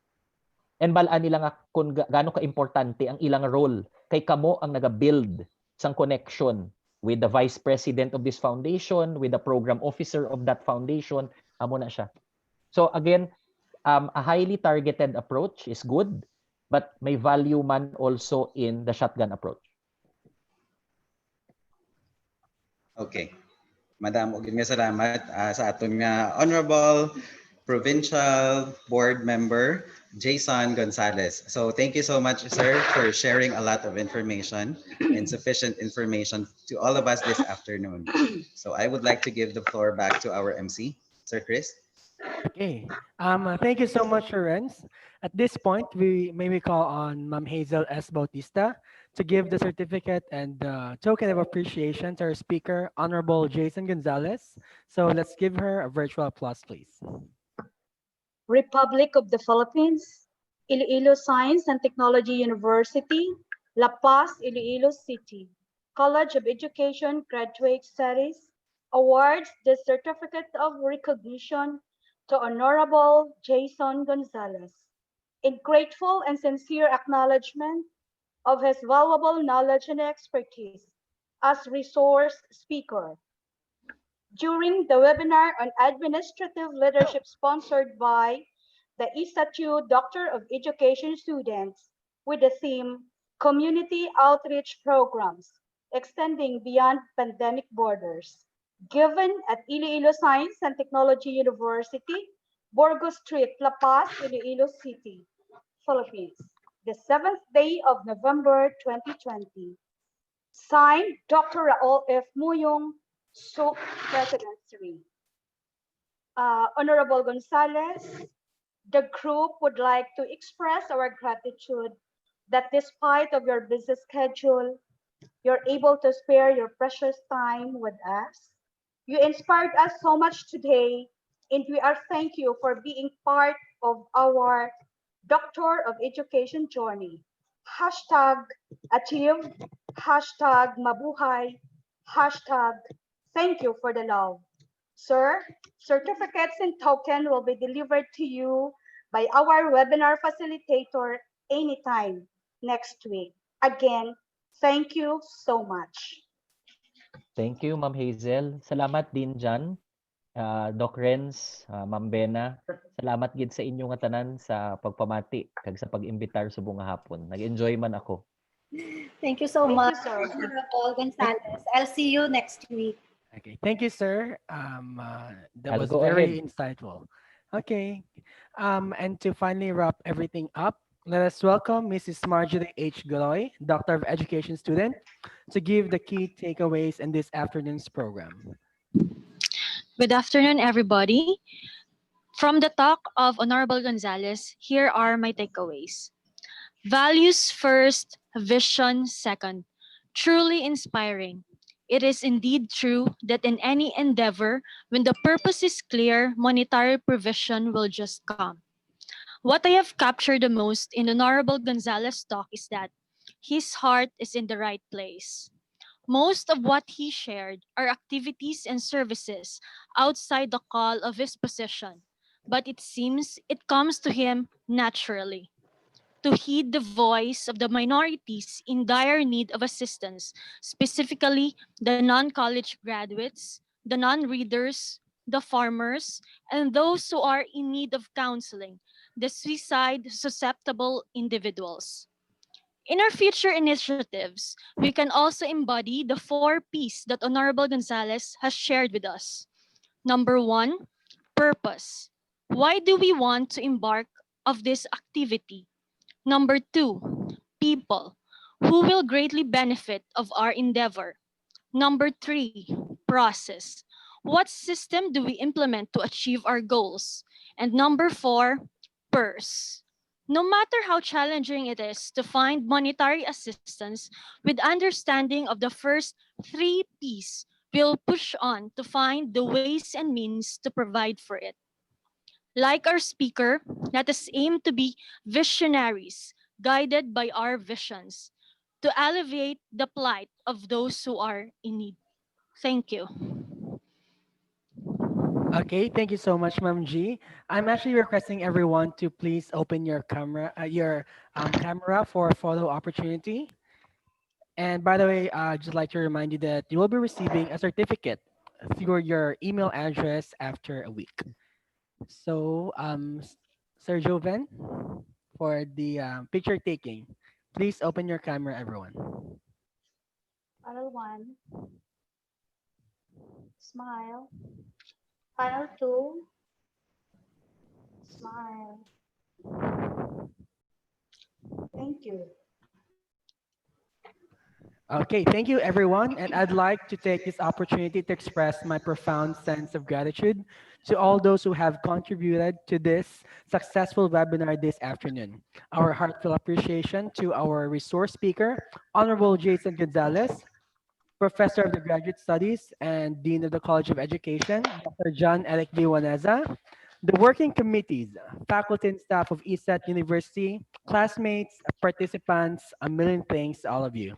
This has been your Master of Ceremony, Mr. Cassandro and Villarba, saying there's no real ending. It's just the place where you stop the story. Once again, thank you and good afternoon to all. Thank you, everybody. Congrats to everybody, especially to the organizers. 14 ka mo, no? Yes, ma'am. The link is in our chat box for the post evaluation. Please click that one. Oh, sure. Thank you. Music. Thank you so much for giving the slot in your graduate school topic. This will be a very big help to the extension services of the university. We have a lot of takeaways, and this will be very beneficial in our operation, especially in these times of pandemic. Thank you so much, everyone. You're welcome, Doc. Welcome, Ma'am Adrian. Oh, I love you all. Love you too. Bye. Classmates, please remain. We will have our class after this. Maklase pa ta. Yes. Go. Short instructions. from Congrats, Sir- Bena. Thank you, Bongga. ma'am. Bongga Ben siya, bongga. Bongga Thank you sa inyo, gina-term tanan. da. Bongga, gidya. Nagwa ka na pagkakaray. Kuya lang.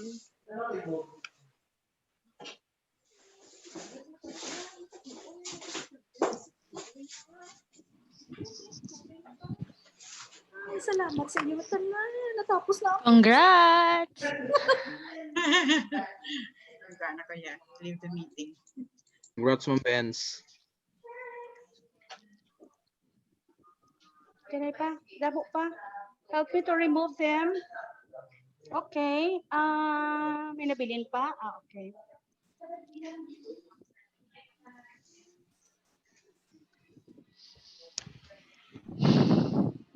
Sino pa sa budlay ni i-remove kay Caroline? Kay Pancho, if Sir you soon, please Pancho. leave. Pirulino, thank you for joining us. We need to remove you now.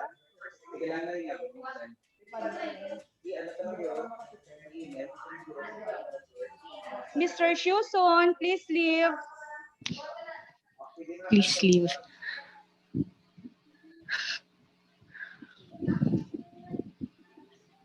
Sino absent? Si Artaco, Rosalina.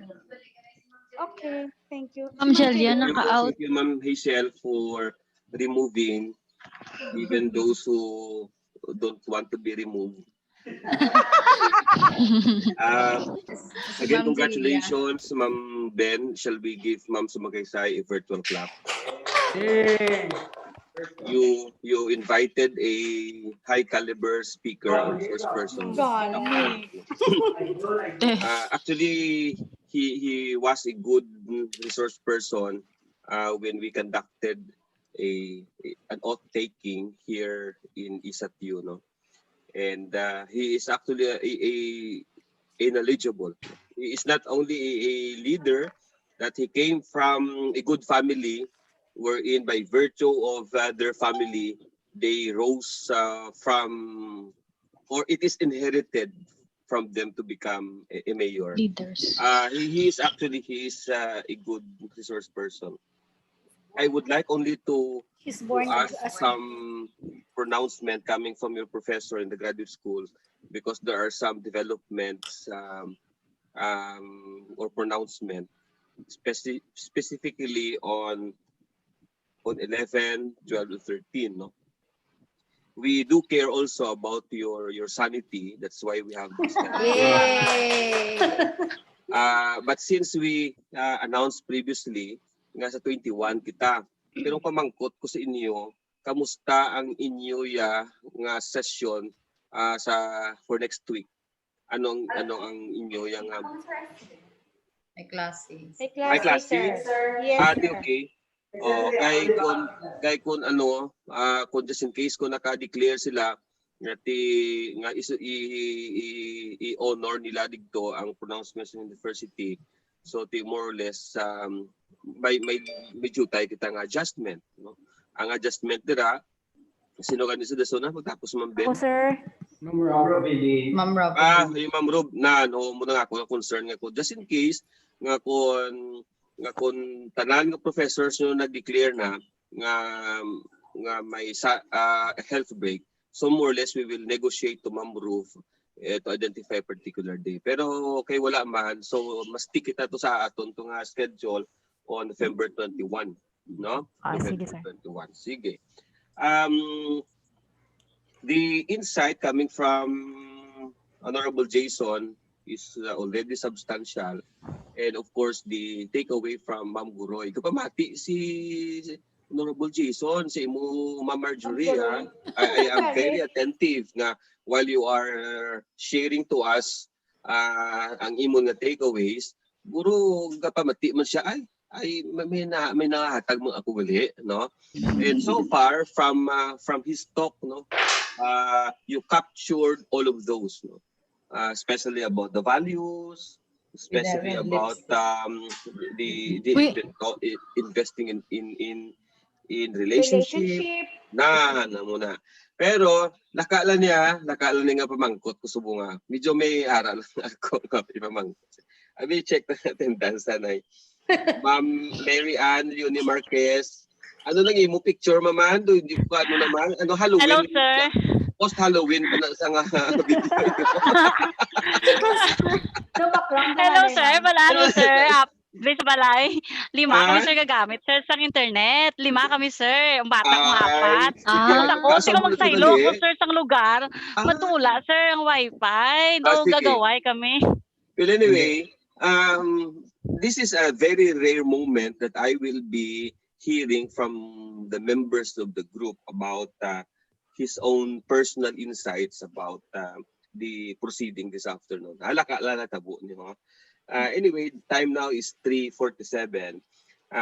This is just only a 13 minutes session. So I will be picking up in random who will be answering my question. No? Ang question ko is very simple. From the discussion shared to us by Honorable Jason, somebody please expound why there is a need for us to invest relationship in the community. Why sa may bayawa, ako yung matukso. Ang ako nga basis depende sa panel ko. Okay? Today is November 6. Ang inyong nga panel, lain niyo sa panel ko diri ha. So, November 7 na. Okay, good. May coach ko diri. 1, 2, 3, 4, 5, 6, 7. Sakto. 7 gid. May natudlo ko diri ha. So, the question that I posed a while ago will be answered with your classmate ng background, yellow. Okay? Mamartaho. Now, so, Mamartaho, will you please do the honor? How are you, Mamartaho? Nano ka sa ligats mana? Are you sick? What happened? Unmute? Okay, oo, sir, pag-start kids sir sa school, tato bala sir, una ko ganyan nauna ko to bala nga nag-recite, wala, di ko naka-preparar kay dito natake ko sir. Tapos mo okay naman? Daw maka-recover na siya po, pero daw mayara lang sa base sa bulong sir nga ginatake ko balaga. Sige, lang taon tabi ang bulong be kung ano, TikTok. So, Mr. Tao, will you please share to us? I know that this was discussed thoroughly by Ma'am Guroy, but we wanted to hear from you. What is your own personal insight, and are you aligned with the observation of Sir Jason, or are you in contradiction to what he is saying that we have to invest heavily, especially in relationship to the community, in doing extension activities? Ms. Artaho, please. For me, sir, aligned with ako sir sa iyang advocacy nga we have to communicate to our community, especially as educator kay abo ni siyang partner naton, no? So ako aligned ko sa iyang theory nga tanan nga needs naton nang hindi lang sa school kita malibot. So we have to communicate, especially kaya mo na gani ang bali lang nga inseparable ang education, ang aton nga ng education sector to the na tawgon nato ng politika. Okay, mga politician. So meaning si Honorable Jason, isa na siya daan, so dali kita makatap sa mga needs naton, especially sa learner naton, kag sa mga estudyante naton. Okay, thank you. I still have 2 questions, no? Yes, sir. Pero all this question will not be forwarded to you, Mrs. Artaho. These two questions will be forwarded to the classmates. No? So, dili naman kita sa number 14. Ma'am Marquez, liw ko ba ang imong video?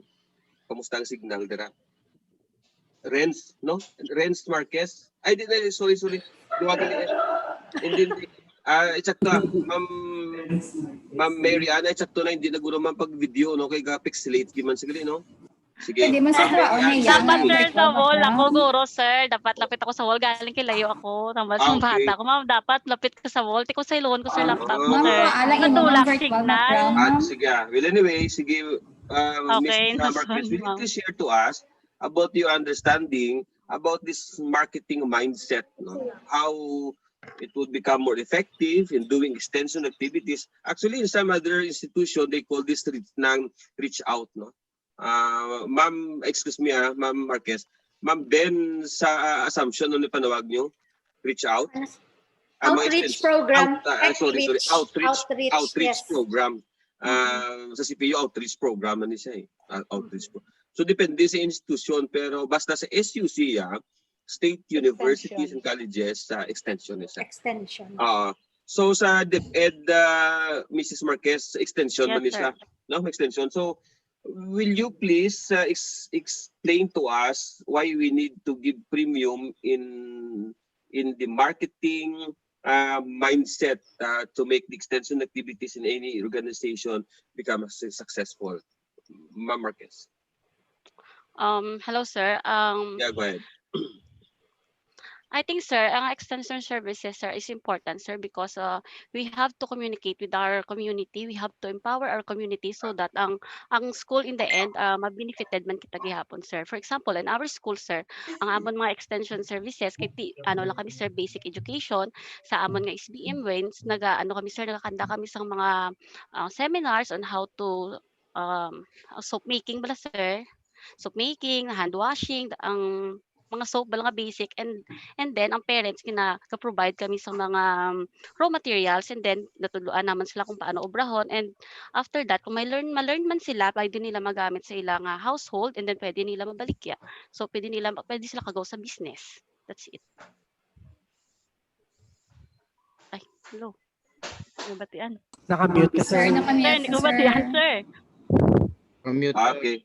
So the same question will be posed to some of your classmates. I've heard already about the insight of Ma'am Marquez. Still in marketing mindset, no? May we hear from Mr. Campano? Mr. Campano, will you please share to us now when you talk about marketing mindset? What is your understanding about this? For me, sir, as an educator, we should also adopt the being business-minded, sir. We talk about marketing strategy. When you want to reach the community, you should have the businessman mindset, sir. That you should make your program very attractive to the community. That they cannot refuse to accept the program because it is very attractive. It is very very creative and impactful to their life, sir. That's what I May bago ka naman nga impactful mo. Impactful, sir. Okay.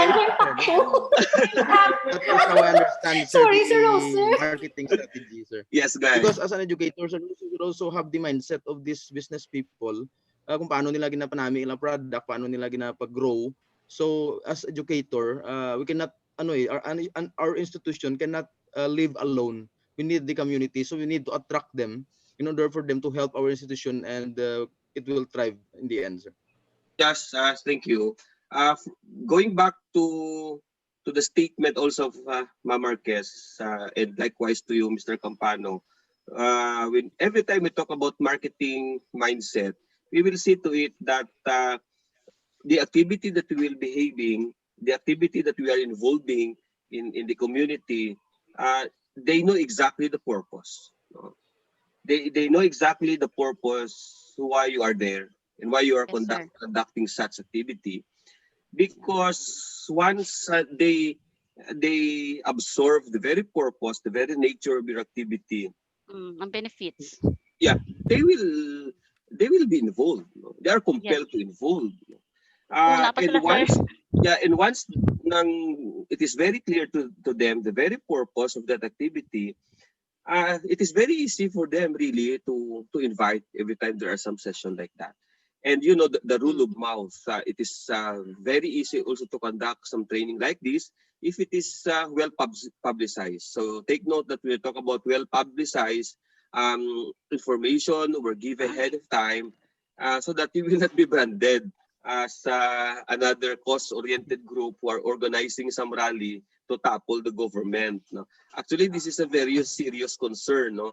Na we got information from the top that we have to refrain from organizing, especially in Leon, Lambunaw, Maasin, San Joaquin, Miagao, Tubungan, Tigbawan, and Badyangan, in some other hinterland of Panay. No? Why? Because amutong pamangkot ko, this is to avoid red tagging.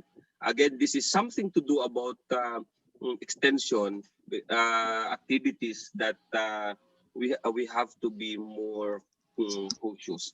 Again, one last question before we'll wrap up the session. If you will notice in every organizational structure, there is what we call vision statement, VMG, vision, mission, and goals. As made mention by Sir Jason, if you will notice, he also injected this what we call values. That is why if you will notice in every organization, there is what we call core values. No? Sa isa't meron kami nga, I care. Sa West naman, harmony. Sa DepEd, meron ka mo yung core values man. Meron ka mo core values. Makatao, makabansa. Yeah, because my life is a constant yes to God. In assumption you have your core values, no? Yes. Sa CPO, excel, excellence, Christian faith, ed fides. Na kung sa San Agel ay manadaya, meron core values. The very purpose of these values are one, we have really to define the very existence and the very reason why this organization exists. Because this will be also provide a baseline every time you will be making crucial decision. You go back to the values. Tambal to ni Jason, ni Sir Jason, actually ginano niya pa pasaka niya pa Pero kung lang taon na to, yes, in every organization, notice nyo, vision, mission, goal. Ara sa dalom ang core values. The rationale is very simple. Ginbutang dira sa dalom ang core values normally, ang justification dira. The core values will serve as the bedrock in making decisions. You know, in every organization, normal na nga meron na nga may mga buksingan na isang ideya. No? And then, in coming up with a decision, you have to base your decision out from that bedrock, and that is your core values. No? So I really admire that gin-emphasize sa liwat, gin-elevate ya ang values. Because he made mention that that values first is very important. No? Because once, ang term sa mga malam, lakay na may anong ko sa mga Ilonggo, ina ni Mr. Renz, magtubi-tubi na gani sa paminsaron ta, ang husto nga pamatasan, mahapos lang magduso sa kausa. See? Now, so, I need not to elaborate because this was discussed substantially by Ma'am Guroy, and I have nothing to share except those simple thoughts that in every endeavor, in every activities that we are involving with, especially si Sir Juben, ang bag-o nga designation ni Sir Juben sa College of Education, he is the coordinator, extension coordinator in technical teacher education. So by virtue of that, you are now already an extensionist, no? Kaya daw nabalaan ko, mapapandan ang tiki, mapapandan ang tiki na ikaw, Sir Juben, matravel ikaw tumaten ka to ka. Muna nabalaan ko. Well, this is how serious all educational institution talking about extension. And it's nice to see that each one of you are also contributing some sensible question every time we have some session like this. And likewise, I really shared that link a while ago to some extensionists in the region. That is why mga regional managers sa mga extension activities sa region, mga ilatong mga leaders. That's why ang ilato yung mantra every time na may extension, how sustainable is the program. Amo tugin pa mangkot ni Ma'am Veloso nga in all the endeavors that we are doing in the university, how sustainable is it? No? Na pasabi diri sa ungka, antes na mo ni bayaan ng ungka ng after 3 years, malukso naman kami sa ibang barangay, after sa needs assessment, wala kami diri nakadtulang sa ungka nga silingaya nga namutan ini. There are 4 barangays so far na laid down, and then the group were able to decide that we will have to adapt this depending on the gravity of the needs of that particular area. So with an expectation that after 5 years that particular community would become sustainable. Amo nang bago plan ni Sir Campano. Nga after 5 years, we will see to it that we created impact on that community. You see? We impacted already the lives of people in the area. Now, ano na molar, na kung istarabla na, jabla na impacted na siya. Well, actually, that word is being used in extension. What's the point of conducting extension activities without any impact? You see?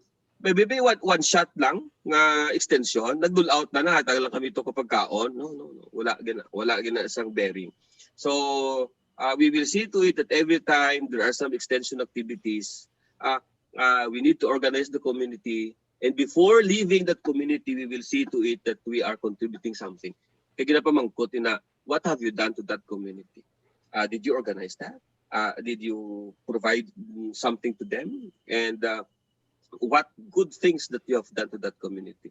So, being a future manager in your offices, the thoughts that I wanted to share to is very simple. No? You have a bit of information about all of these things. Example, kay Ma'am Bautista, na kay Ma'am Somsyo, tandaan mo ninyo ni mga itsura niya, tandaan nyo na. Mga classmates, tandaan nyo na mga itsura na. No? Mark my word, 5 years from now, lagko na nga mga civil chair ang ila pong kuan. Lagko na nga mga civil. Hindi naman na black chairs. Pero black chairs. Now, but it is very essential that they know about bits of information around them. Now, kung mag-meeting, may tugda man saya nga, extension is very essential now. Now, if you will notice, this is now already the 8th week series of webinar. And I am challenging the group that I know that you are sharing notes. May ara itong mga takeaways nyo. By the way, I would like to acknowledge the effort done by Sir Fernandez. Submit niya itong portfolio, kapo, asang ligad, semana sa ako. Wow. Then, how I wish to receive that portfolio. Pero, okay lang si Sir, dala na sa imo, itingbon talang sa Desembre, kay anyway, atingbon na natin mag-collect sa December. No? So I would like to remind the group that you keep on sending your soft copy. Pero, ang mga hard evidences gid sa December. Especially, ang balkamot, Sir, itong include na ito, all the communication that you prepared during the conduct of your assigned topic, it should be included. Tira, tanan ninyo nga mga transaksyon dira, no? And of course, ang mga observations sa mga classmates nyo sa mga takeaways, i-include man dira ya. Kag siyempre ang aton nga kada semana nga mga aton nga ng action plan. So dito lang to sa isunod dito. Okay? So amay mo lang to sa nga aton nga portfolio. So again, ng reminder para hindi mag-choke up ang inyong trabaho, kada sesyon naton, kada semana, may ara lang. Kaya kung maka-stack up na for 2 weeks daw, medyo pag matabunan naman sa module ninyo, baralik ka mo sa eskwelahan nyo, that's another story. Okay? But so far so good. We have a very interesting topic for the last 7 weeks, and we do hope and pray that we still have some other engaging activities in the next session with Ma'am Somsyo. Na Ma'am Rovelyn. So ready na din sir. We will. I am also suggesting, Madam, nga Ma'am Rob, kung ma-share ko sa imo ng link na sa karon. Hopefully, i-upload natin sa Monday o kung sa Tuesday, may layout ka na dira. And I know you have also your organization. May organization kung sa region eh. Yes, sir. May organization kung sa region. You try to send this invitation to your professional organization, no? Yes, sir. And likewise, kung active ka mo, may ara ka mo nga national organization, please share, no? Oh, yes, para nga at least this is also our simple way how we could be able to showcase what we have here and our best practices in university. Kahit wala man taga pabugal nga may-ari man din nga best practices nga wala sila kag kung may-ara sila. That is why we are also doing a lot of benchmarking to okay. So do we have some clarification before we'll end this session? Sir, tango is Ma'am Marjorie. Yap, Ma'am Rov. I-send ko lang sir ang e-TARP ko sir sa imo kung okay. Oo, i-check ko na natin. Kay basta kabalo naman mo sa criteria. Nga daw so far sold out ako sa last naton nga mga e-TARP, no? Very the illustration is very dynamic, catching the color combination is great. No? Okay. Kag kun pwede pala ma-notice ko nga conscious kita ma'am sa contrast sabi ko may ngalan, ang background niya kung ang ngalan niya light, dapat ang background niya dark. Sige sir. Sige, very elementary. So again, Sir Villarba, thank you very much for your professional ng help.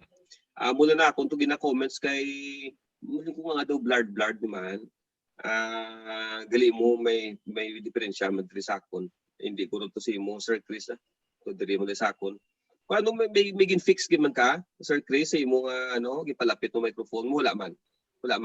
Wala man sa ginano mo ko lang sa. Ate mo na guro, tatlo lang sa inyo. Pero namin ito ginang na to ni Mama, no. Sorry Ma'am Jamjam, kay yung imo yung ngalan, de Jamjam. Sabi mo na tabo kay kita mo ikaw nag-mute ikaw. Gani sir, pag next ko sang script ko sir. Ako to nag-mute sa imo. Kasi sinunod kasi si Jamjam ni Man ang sagad. Iyan yan sir sang bata. Ako pala sir na. Ang yan na microphone ang on niya microphone man. Diyos sa pag-off ko, ikaw ito nag-off ang microphone. Nalaman ko. Si Jamjam because I'm thinking of why. Hindi ko si Congressman Jamjam. Kay Congressman Jamjam. Naghalina din sila sa City Council. Upo na sila din City Council. Sino ko si Jamjam barong daguro niya eh. Anyway. Sorry sir, nanghulang ko pala sa laptop sa mata. Another speaker naman. Sige, so again, thank you very much. And if there is no more concern, we will are expecting for another academic discussion next week. You try now to read some literature about library so that you could also make some good questions. Mga high-tech wala kaya na yung mga atong speaker guro. No, Ma'am Somsyo, no? Okay, so if there is no... next. Okay, sige. After ni Ma'am Rubilin, sir. Yep. After ni Ma'am Rubilin.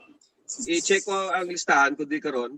Basta na check ko lang. Si Ma'am din. Si Ma'am, bakasun taga ni si Ma'am Freda. Oo. Basta sa 21, wala kita yung 21. Oo, wala na to. Ako na Ay, si 28 Ma'am ako. Ana May pa. O, di mo to yung jam-jam ronda sa 28. Oh, Jump jam. sa 28. 28. Wala na ako nag-ilis ngayon. Okay, so Sa profile. shall we give a resounding applause to the chair of this afternoon? Hey. Likewise to the Thank you technical for my people. token. Okay na good.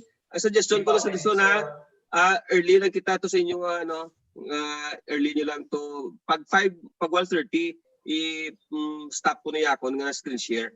Ang gusto niya, kamo na lang dira. Tika pa klase, pa si Sir. Kasi pa kami, sir. Okay na ko to ya 150. Gusto pag 150, Okay lang, off sir. ko lang yan, kamo na lang mag-screen share. Okay, good ka klase. Okay, so Klase sige. Bye-bye for now. Bye, sir. Bye-bye. Thank you. Bye. Thank you. Bye, classmates. Bye-bye. Bye. Ay, Ma'am Goroy. Yes. Oo, ang emote nga ang gyupsal kag ang kit kay Ma'am Bena aditi. Wow, ipadala kay ko ni Pay. Oo. Sino mapakal? Ma'am Isel, Thank you, Ma'am Ben. Bye-bye. Uy, hindi to kapasar kay Sir Vanessa ga ang layout. Pa-change ko na siya gani, color. Oo. Inislan ko na siya. Ako man yung nagubra mo. Kalain ang color daw, sakto na pang elementary. Di kay hamba, labi sa ako ni. Naindo ng color. Ma'am, tanawabi mo. Kalain. Oo.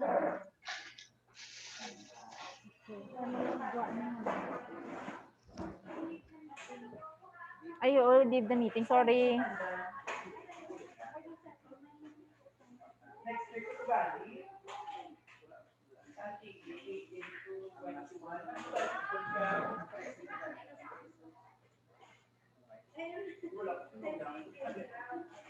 Plus 18.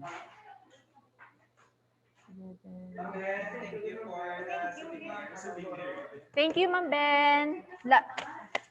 Love and gratitude. Always assumption. Yes.